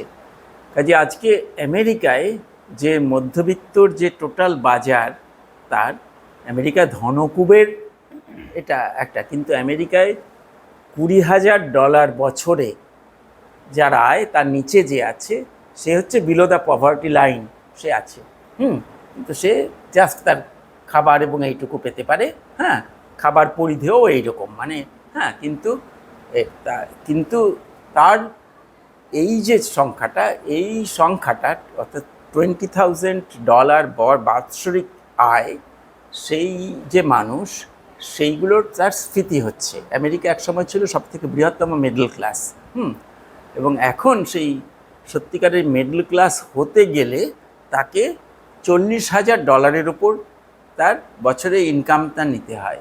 তো সেইটে এখন অত্যন্ত কম, মানে সর্বকালীন কম, এবং ধীরে ধীরে সেটা সংকুচিত হয়ে আসছে, এবং সেটা ওই প্রায় 20%, 18%-এর মতো গিয়ে ঠেকেছে। তার তো একটা বৃহৎ অংশের মানুষ আজকে ওই যে খাবার, ফ্রি খাবার দিয়ে লাইন দেয়, একটা সময় কোনো দিত না, চার্চে ফ্রি খাবার দিত, এই দিত, লোক পাওয়া যেত না, তার করে। কিন্তু এখন সেখানটাতে কোনো জায়গায় ফ্রি খাবার দেবে, বিশাল বিশাল তার লাইন পড়ে যায়। পার্কে ছাউনি করে থাকে সেই গৃহহীন মানুষ পার্মানেন্টলি, তাদের আগে ছিল আমেরিকান না বাইরে থেকে আসা? না না, আমেরিকান। আচ্ছা। আমেরিকান। বাইরে থেকে আসা লোকেদের তো এখন বার করে দিচ্ছে, যদি না তার উৎকর্ষ থাকে এবং সে কিছু করতে পারে, তার। কিন্তু তার এই যে ক্যালিফোর্নিয়ায় বিশাল সমস্ত পাবলিক পার্কগুলোর ভেতর, সেখানে ওই টেন্ট করে করে আছে, সেগুলো, এটা যে বিশাল সংখ্যক, যে ফুড স্ট্যাম্প তার জন্য লাইন দিচ্ছে। আগে ফুড স্ট্যাম্পে লাইন দিত মানে সেই ফুড স্ট্যাম্পের ওটা দিয়ে বিক্রি করে সে বড় মদ কিনত, এখন তা নয়, এখন বিশাল বিশাল তার খাবারে যে দেবে তার বিশাল লাইন তার পেছনে, তার সাথে পড়ে যায়। আমাদের এখানে খাবার দিতে গেলে টাকা না দিলে, এই যে অনাথ ভোজন, এইগুলো কাঙালি ভোজন আগে বলা হতো, এখন কাঙালি নয়, এমনি খাওয়ানো হবে। সেই খাবারে আপনি যদি টাকা না দেন তাহলে কাঙালি ভোজনে আপনি লোক পাবেন না। তাকে অন্তত আপনি খুব দরিদ্র এলাকায় 20 টাকা দেবে, এই এলাকায় তাকে 50 কিংবা 100 টাকা দেবে, তাহলে আপনি কাঙালি ভোজনের জন্য কাঙালি পাবেন, না হলে আপনি পাবেন না। এইটা তো এইটা কিন্তু আমেরিকায় আপনি আজকে কাঙালির সংখ্যা বেড়ে গেছে। আজকে আমেরিকায় মধ্যবিত্ত ক্রেতা তাদের যে সংখ্যাটা, তার তুলনায় ভারতে তার থেকে বড় আমেরিকান পণ্যের, আমেরিকানে যত মধ্যবিত্ত যে ইনকামের আছে, ভারতে তার তুলনায় বেশি আছে। কাজেই একটা ভারতে সেই আয়ের তুলনায় বেশি আয়ের মানুষ প্রায় মানে 120%, তার থেকে বেশি মানুষ ভারতে রয়েছে। সে তো ভারতের জনসংখ্যাটাও বেশি, সেদিক থেকে তো বাড়বে। জনসংখ্যাটা বেশি বলে, কিন্তু 30% হচ্ছে আজকে হচ্ছে মিডল ক্লাস। রেশিওর দিক থেকে বলছেন যে আমেরিকান পপুলেশন না, ইন্ডিয়ায় আজকে 30% হচ্ছে মিডল ক্লাস ইন্ডিয়াতে।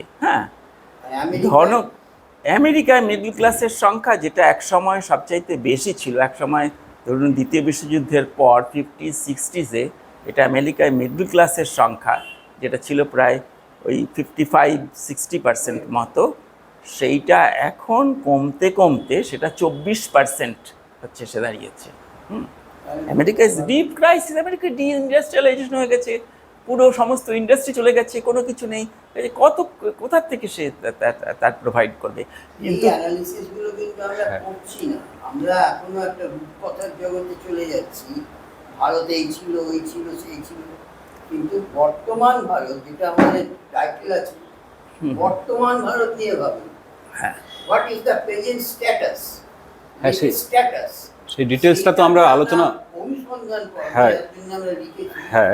সেদিকে তো আমরা যাচ্ছি না। ভারতের সর্বকালীন মিডল ক্লাস ভারতের 30% কোনোদিনই ছিল না। ভারতের মিডল ক্লাসের লেয়ারটা ছিল অত্যন্ত থিন লেয়ার, কারণ ব্রিটিশ সরকারি কর্মচারী এই আর কটা পার্সেন্ট ছিল, এখন সরকারি কর্মচারী আরও কমে গেছে, সেটা নিয়ে আমরা হাউতাশ করি।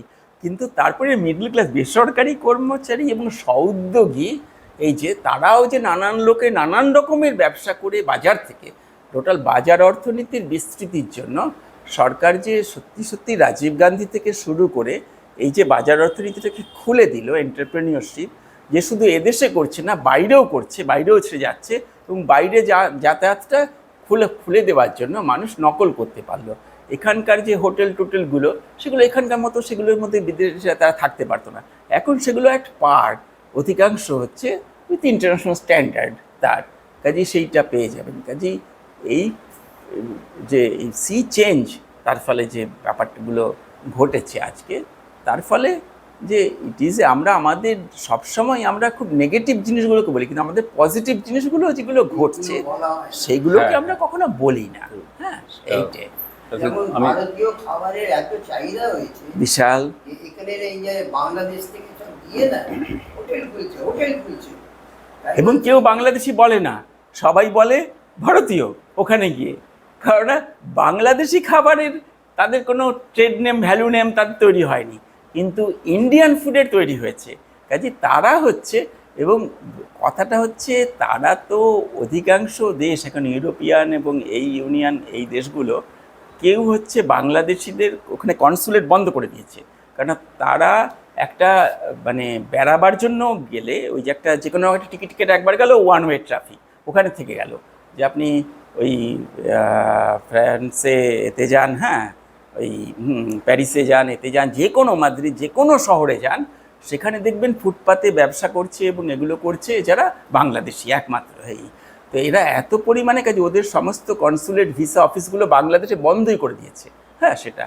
কিন্তু তারা ভিসাটা নিচ্ছে ইন্ডিয়া থেকে এসে, ইন্ডিয়ান বলে। কাজে সেই জন্য আমাদের যে আধার কার্ড এবং ভোটার কার্ড এইটা আছে প্রায় বাংলাদেশে প্রায় 36% লোক তারা হচ্ছে ইন্ডিয়ান ভোটার কার্ড আধার কার্ড করছে, এবং তারা ভারতে ঢুকছে, এটা ঢুকছে একটা অংশ ভারতে ঢুকে, তবে এখান থেকে ভিসা নিয়ে বিদেশে চলে যাচ্ছে। ওখানে তাতে কনসুলেটই নেই, তারা পাবেই না, কাজে এইখান থেকে নিয়ে যাচ্ছে।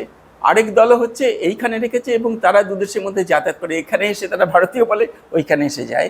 এটা মানে সর্বত্র আপনি সায়েন্টিফিক, আমাদের ইনস্টিটিউটে 2জন ছেলে মারা গেছিলো হঠাৎ করে একটা দুর্ঘটনায়, দুটো সেপারেট। মারা যাবার পর আমরা টের পেলাম বডি যখন দিতে হবে তখন আমরা দেখলাম তারা বাংলাদেশি। হ্যাঁ, কী করে তারা এখন বডি দেওয়া হবে তারা, হ্যাঁ, কিন্তু আধার কার্ড ভোটার কার্ড সমস্ত কিছু করিয়েছে, এটা করিয়েছে সেটা করে এসে সে সিএসআর পরীক্ষা দিয়ে সে আমাদের এখানে ঢুকে গেছে। হ্যাঁ, এটা তো ভারতীয় নাগরিকদের জন্য। এখন আমরাও চেপে রাখতে পারতাম, কারণ আমরাও বেআইনি কাজ করেছি, প্রায় আমাদের চাপা দিতে হলো অনেক কিছু, তার বডি ট্রান্সফার করতে হলো সেই হাবড়া দিয়ে গিয়ে এইভাবে, এই কারণ তার কোনো আত্মীয় স্বজনই কিছু নেই। যে এটা it is a huge amount, হ্যাঁ, যেটা এর থ্রু দিয়ে আছে। এখন এগুলো আমরা অনেক সময় এগুলো হ্যাঁ, আমরা এই টপিকটা নিয়ে আবার পরে আলোচনা করব। বাংলাদেশে দেখুন 20 কোটি প্রায়, হ্যাঁ, তার আমাদের থেকে ভূমি ওয়েস্ট বেঙ্গলের থেকে কম, আমাদের 10 কোটি জনসংখ্যা, 10 কোটি একটু কম, আর বাংলাদেশে 18 থেকে 20 কোটি হচ্ছে বাংলাদেশে, আমাদের থেকে ভূমি কম।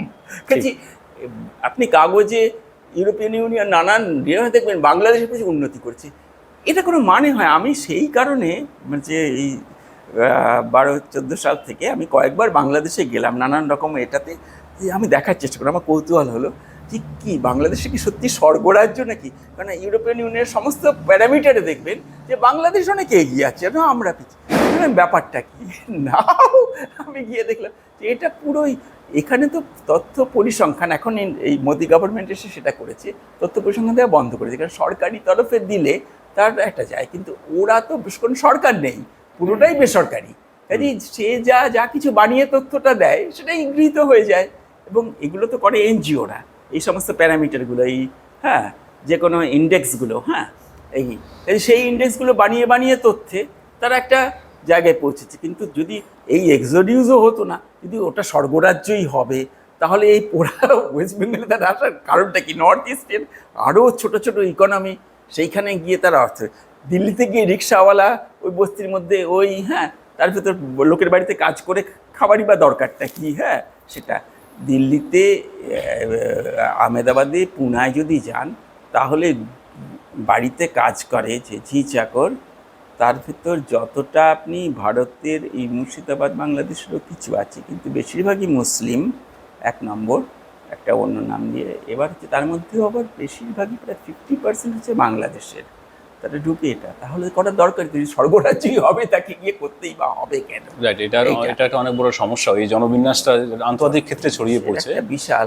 বাংলাদেশের এই যে জনস্ফীতিটা, অর্থাৎ আমাদের এই 70-এর পরও আরও যেটা ঘটেছে, যে আপনি এই কথাগুলো কখনো আলোচিত হয় না, আমাদের মতো একটা হ্যাঁ, আমাদের থেকেও ছোট ভূমি তার, এবং আরও বেশি নদ নদী, প্রায় সব বুঝিয়ে দিয়েছে অধিকাংশ, তার ভেতর থেকে রিক্লাইম করে, কিন্তু আরও বেশি নদ নদী এগুলো ছিল, কাজে থাকার জায়গা আরও বাস কম ছিল।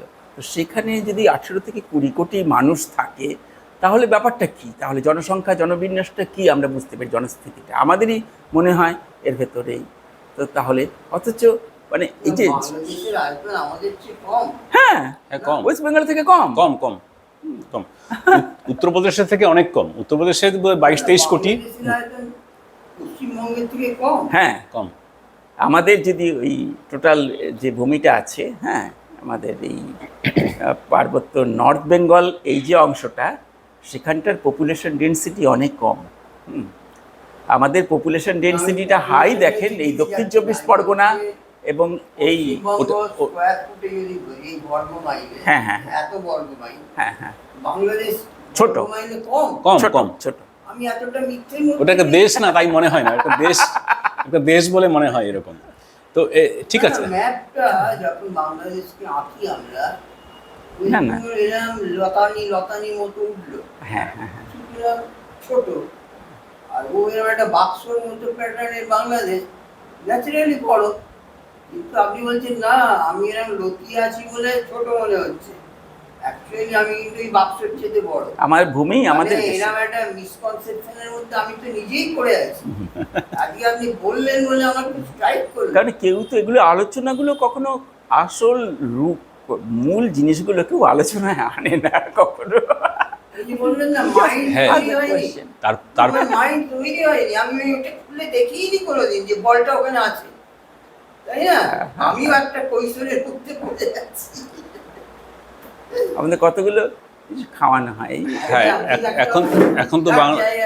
হ্যাঁ, আমরা এই বিষয়টা আরেকদিন ডিসকাস করবো। আমরা এটা আমি একা নই, এই মিসকনসেপশন বহু লোকের মধ্যে রয়েছে যে বাংলাদেশ আমাদের চেয়ে বড়, আর ওদের তো লোক আমাদের ছোট। Double double. ঠিক আছে, আমরা এই ভিডিওটা শেষ করে দিই। আমি শেষ করে দিচ্ছি একটা বলে। অর্থনীতিটা তো বাঁচতে পারে না, তাই জন্য তো ছড়িয়ে পড়ছে না। থাকবে কি করে? থাকা যাচ্ছে না, বাস করা যাচ্ছে না। ভারতীয় সব কর্মীগুলো ওখান থেকে চলে যায়। শুধু নয়, যে কোনো ইউরোপে প্রত্যেকটা দেশে বেআইনি অভিবাসী বিশাল। আপনি যদি প্যারিসে, ফ্রান্সে যদি যান, প্যারিসের আশেপাশে ওখানে যে রেল লাইনগুলো আছে তার ধারে যদি যান না, আপনার মনে হবে এই যে সাউথ সেকশন আপনি যেটা আসছেন, সবচেয়ে স্কোয়াটিং যেটা আছে সবচেয়ে বেশি, আর বনগা লাইন, আর বনগা লাইন, লাইনের দুদিকে বস্তি, exactly same you will see, হ্যাঁ, ইন প্যারিস।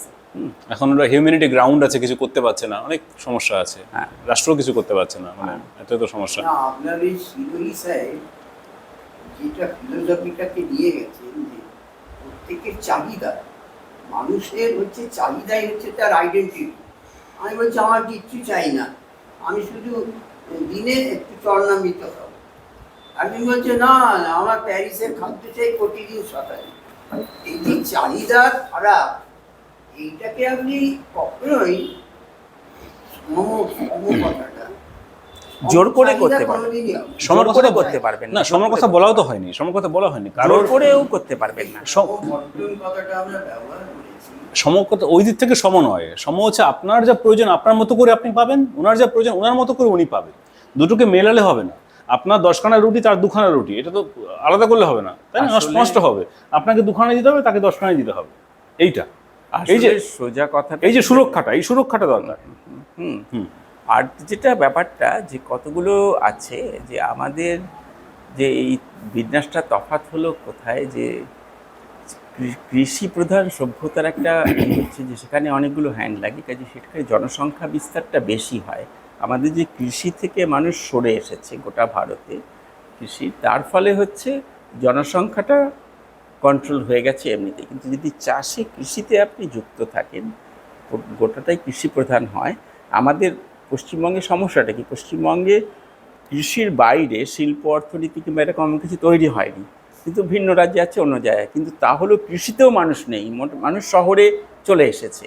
কাজে কৃষিতে জনসংখ্যাটা কমে গেছে। কাজে কৃষিতে হচ্ছে এটা, কিন্তু বাংলাদেশে এখনও যেহেতু সত্যি যে কৃষি একদিক থেকে দেখতে গেলে, আমি যে বাংলাদেশে এতবার গেলাম, তারপর আমি এই জিনিসগুলো সমীক্ষা করলাম এর দেখার জন্য, শুধু বাইরে এমনি টুরিস্ট হিসেবে না, আমি তো একটা সিডার প্রজেক্ট রিভিউ করতে গেছিলাম ইন্টারন্যাশনাল রিভিউয়ার হিসেবে। তো 10 বছর পর সেটা হচ্ছিল, এবং MNCH প্রোগ্রাম, সেটা ম্যাটার্নাল নিওনাটাল চাইল্ড হেলথের, এবং কানাডার টাকায় হয়। প্রথম দফাটা ব্রিটিশ দিয়েছিল, তারপর কানাডা দিয়েছিল। তো সেইটাতে আমাকে 9টা ডিস্ট্রিক্টে বাংলাদেশে যেতে হয়, চর, নদীর চর এবং প্রান্তিক গ্রামীণ এলাকাগুলোর ভিতর। তো সেইখানটাতেই যে ব্যাপারগুলো যেটা দেখলাম যে বাংলাদেশে এখনও কতগুলো প্যারামিটার যদি দেখেন, বাংলাদেশে আমাদের এখানে ধরুন চাইল্ড বার্থ, শিশু জন্মায় বাড়িতে কজন, ধাইয়ের হাতে, আর হাসপাতালে কজন, প্রায় টোটালটাই এখন হাসপাতালে। বাড়িতে জন্মায় এরকম কি দেখতে পান? খুবই ফ্রিক অল্প কিছু আছে, হ্যাঁ, মানে কোনো যেতে পারছে না হসপিটালে তাই, কিন্তু সবাই হাসপাতালে যায়। বাংলাদেশে এখনও বাড়িতে যে চাইল্ড বার্থ হয় দায়ী, সেটাই মেন। 18% শুধুমাত্র হেলথ সেন্টারে হয়, বাড়িতেই হয়।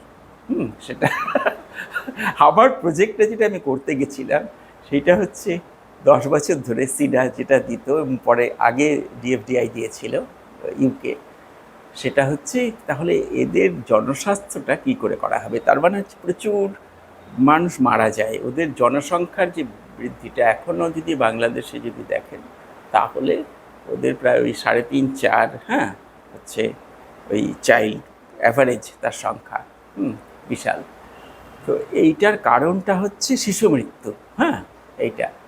তো তার জন্য কিন্তু ওদের বেশিরভাগ চাইল্ডটা তো বাড়িতে দায়ী তাদের হাতে হয়, হিন্দু মুসলিম দুই আছে। তো ওর জন্য দুটো প্রজেক্ট নিয়েছিল যে এই দায়ীদের প্রশিক্ষিত করা। একদল, মানে এই প্রজেক্টটা খুব ইন্টারেস্টিং প্রজেক্ট ছিল, মানে একটা ওই আমাদের ওই গ্রুপ যারা করেছিল তারা ছিল যে দায়ীদের নিয়ে তাদের ট্রেনিং দাও, হ্যাঁ, নার্স তৈরি করে তোলো মডার্ন হসপিটালের এগুলোতে, এই তারপর তাদের ছেড়ে দাও।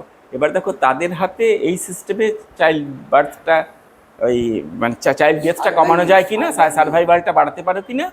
আরেকটা হচ্ছে যে উবিনিগের যে প্রজেক্টটা ছিল, ওরা বলল যে ট্র্যাডিশনাল যে সিস্টেমটা সেইটাকেই আমরা করব, শুধু থ্রেটগুলোকে হসপিটালে রেফার করব, কিন্তু ওদের প্রশিক্ষিত করব না। তাতে ওরা ওটাও শিখবে না এটাও শিখবে না, দুটোই ভুলে যাবে। কাজে ওদের যে নলেজটা ওইটা আছে কি না সেইটা দিয়ে, কাজে দুটো ডাবল ব্লাইন্ড অ্যাসের মতো, মানে অ্যানালিসের মতো হলো।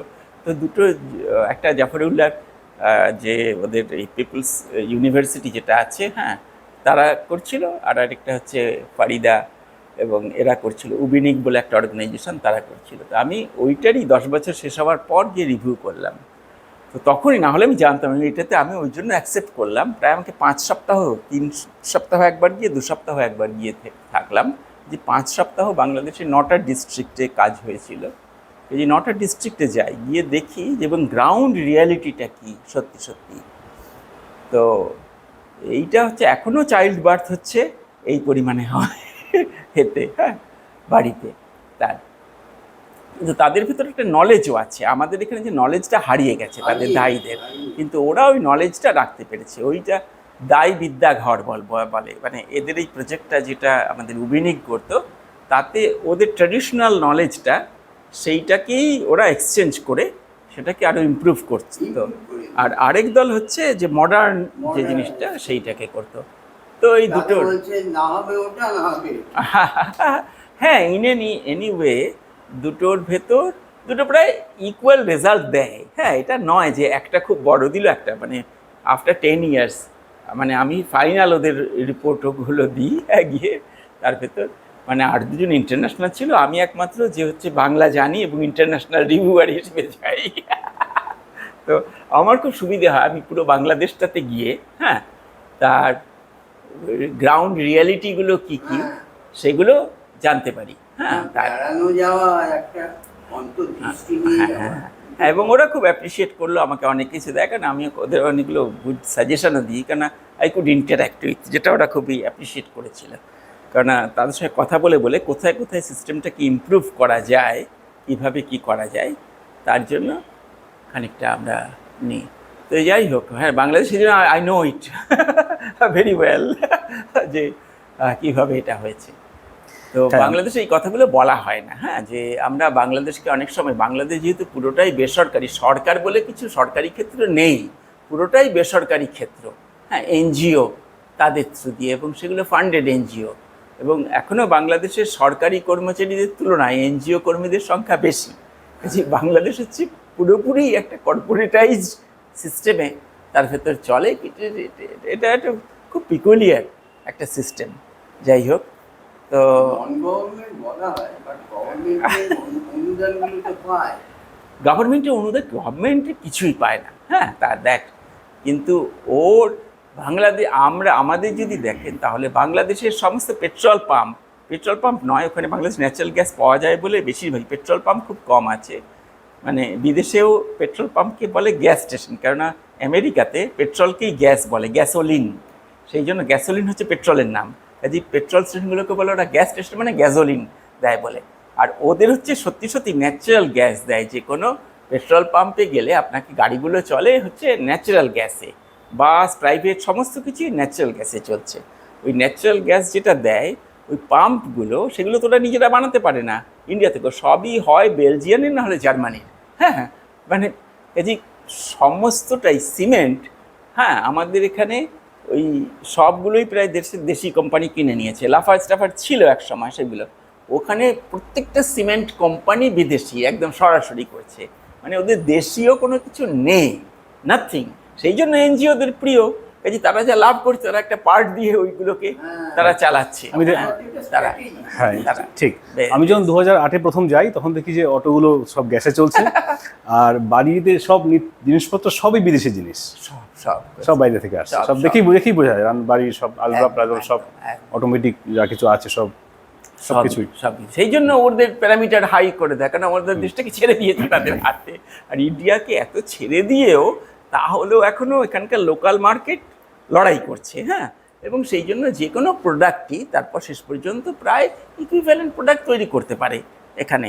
মানে চীনা ব্যাটারি সব থেকে সস্তা, হয়তো আপনাকে 3 টাকা 5 টাকায় দেবে, কিছু এখানে বিক্রি হয়, কিন্তু তাহলেও এখানেও আমরাও 6 টাকা 7 টাকায় ব্যাটারি বানানো যায়। হ্যাঁ, মানে ওই 8-10 টাকায় সেগুলো বিক্রি করা। সেই মার্কেটটা চায়না কাভার। তালাটাও চাইনিজ কিনতে হয়। পুজোর যে সামগ্রী, এই যে আম পাতা দিয়ে সাজানো হয়, কদম ফুল, এইসব জিনিস বা বেলপাতা, সবই বাইরে থেকে, চায়না থেকে আসে, সব চায়নার। কেননা আর এগুলোকে না, এই প্রোডাক্টগুলোকে কি করেছে ওরা, হেভিলি সাবসিডাইজ করে। এই প্রোডাক্টগুলো যদি চীনে যদি যান দেখবেন এগুলো তৈরি হয় কোথায়, এগুলো তৈরি হয় সাউথ চায়নাতে পুরোটা। এই যে তিব্বত আর তার এই যে সিনকিয়াং, এটা হচ্ছে মুসলিম প্রদেশ। চীনের একটা সিনকিয়াং একটা প্রদেশ আছে, পুরোটাই মুসলিম, মানে মুসলিম মেজরিটি, মানে 80% হচ্ছে মুসলিম চীনের। এই এরিয়াটা জনসংখ্যা বেশি ওখানে। হ্যাঁ, তো এইটা দরিদ্র এলাকা সিনকিয়াং। আর হচ্ছে তিব্বত এবং এই রকম যে এলাকাগুলো, এগুলোর মধ্যে একমাত্র এই জিনিসগুলো ভারতে, এই যে পুজোর জিনিস, এই জিনিসগুলো তৈরি হচ্ছে, এই ফ্যাক্টরিগুলো, এগুলো পুরোপুরি ইন্ডাস্ট্রিয়াল প্রোডাক্ট নয়, এগুলো সেমি ইন্ডাস্ট্রিয়াল প্রোডাক্ট। কাজে এগুলোর মধ্যে কিছু হাতের জিনিস লাগে। এইগুলো করায় হচ্ছে এই সিনকিয়াং এবং এই টিবেটান, এই অটোনমাস রিজিয়ন এবং এই রিজিয়নটাতে হচ্ছে ওদের যে অনুন্নত এলাকা, সেখানে এই প্রোডাক্টগুলো, কারণ এই প্রোডাক্টগুলো ইউরোপিয়ান আমেরিকান মার্কেটে কম পায়, এবং এগুলো কোনো টেস্টে হবে না। মানে ইউরোপিয়ান মার্কেটে, আমেরিকান মার্কেটে নিতে গেলে ওর কোয়ালিটি কন্ট্রোল আছে, কাজে ওই কোয়ালিটিটা ফেল করলে ওকে আপনাকে করে দেবে। কিন্তু এগুলো ইন্ডিয়াতে যদি কোনো কোয়ালিটি কন্ট্রোল নেই, কাজে এই ব্যাটারি থেকে শুরু করে যা কিছু, যেগুলো এই এলাকাগুলো যারা করে, এরা তো এগুলো সেমি ইন্ডাস্ট্রিয়াল প্রোডাক্ট, এর মধ্যে লেবার অনেকটা আছে, এর মধ্যে হাফ লেবার হাফ এই মেশিনে হচ্ছে, যে এদের স্ট্যান্ডার্ড নেই, ইউনিফর্মিটি নেই। হ্যাঁ, এই জিনিসগুলো হচ্ছে মানে ইউজ অ্যান্ড থ্রো। কিন্তু ইউজ অ্যান্ড থ্রো আমেরিকায় হলেও প্রথম দিকে গেছিলো, কিন্তু পরের দিকে তারও একটা কোয়ালিটি লাগে। মাঝখানে তুমি ফেল করতে পারবে না কিন্তু এইখানে হচ্ছে আরও থার্ড ক্লাস, এই রিজিয়নের প্রোডাক্টগুলো হচ্ছে ইন্ডিয়াতে আসে।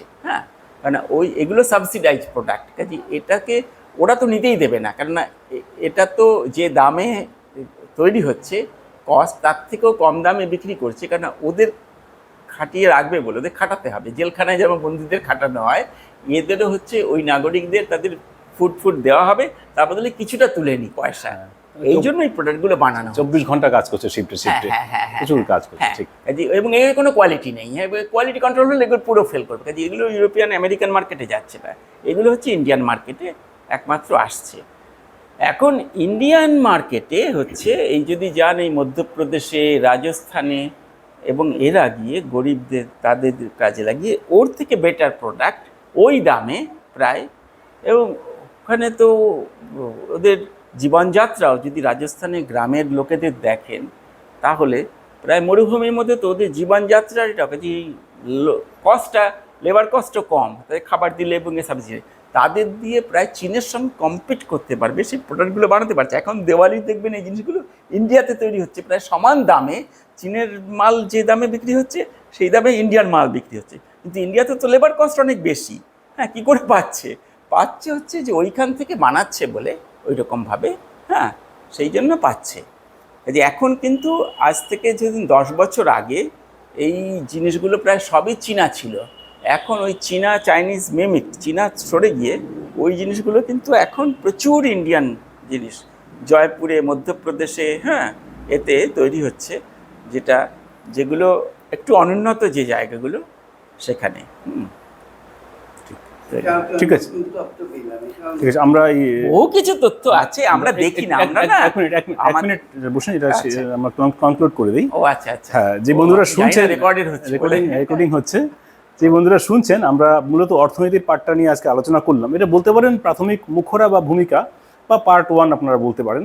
এরপরে আমরা এটার গভীরে যাব আরও, মানে এই এখান থেকে যা প্রশ্ন এখান থেকে বেরোলো, আপনারা শুনে যা প্রশ্ন কমেন্টে করবেন বা আমাদের সঙ্গে যোগাযোগ করে জানাবেন, বা আপনারাও এই আলোচনায় অংশগ্রহণ করতে পারেন। যে আমরা চাইছি যে মানুষের যে প্রয়োজন সেটা যেন পূরণ হয়, মৌলিক প্রয়োজনগুলো, এবং যেটা স্যার যেটা বললেন যে তার যে উৎকর্ষতা মেধা সেটাও সে বিকাশের সুযোগ পায়, যেমন শিক্ষণ, প্রশিক্ষণ, গবেষণা, অনুসন্ধান, এই বিষয়গুলো। এবং ভারতবর্ষে একটা বিরাট বাজার রয়েছে, ভারতবর্ষের মানুষ কাজ জানে, সেখানে অনেক অতীত গৌরব অতীত রয়েছে, সেগুলো এখন চাপা পড়ে যাচ্ছে কারণ তারা সুযোগ পাচ্ছে না উৎপাদন করার। কারণ কিনবে কারা, কোথায় বেচবে, এই মার্কেটটা অন্যরকম হয়ে গেছে আধুনিক সময়ে এসে। তো সেইটা যদি করা যায়, যে যারা কাজ জানে তারা কাজ করে কিন্তু তারা বস্তু বানাতে খুব ভালোবাসে, আমি এই কাজ জানি, এটা তো বানাতে পারলে ভালো, লোক যদি ব্যবহার করে তারও নিজেরও ভালো লাগে, তাই না? এটা বিকল্প, এটা মুদ্রাবিহীনের কথাটা বলছি কারণ কি, সেটা আমরা একটু আলোচনা করেইছি।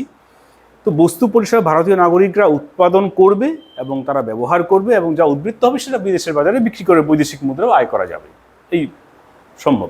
তো এরকম একটা অর্থনীতি কীভাবে তৈরি করা যায়, কীরকম নীতি দরকার হবে, সেই জন্য তার পরিকাঠামো কী হওয়া উচিত, এই নিয়ে পরে আমরা আরও আলোচনা করব। তো আমাদের সঙ্গে থাকুন, ধন্যবাদ।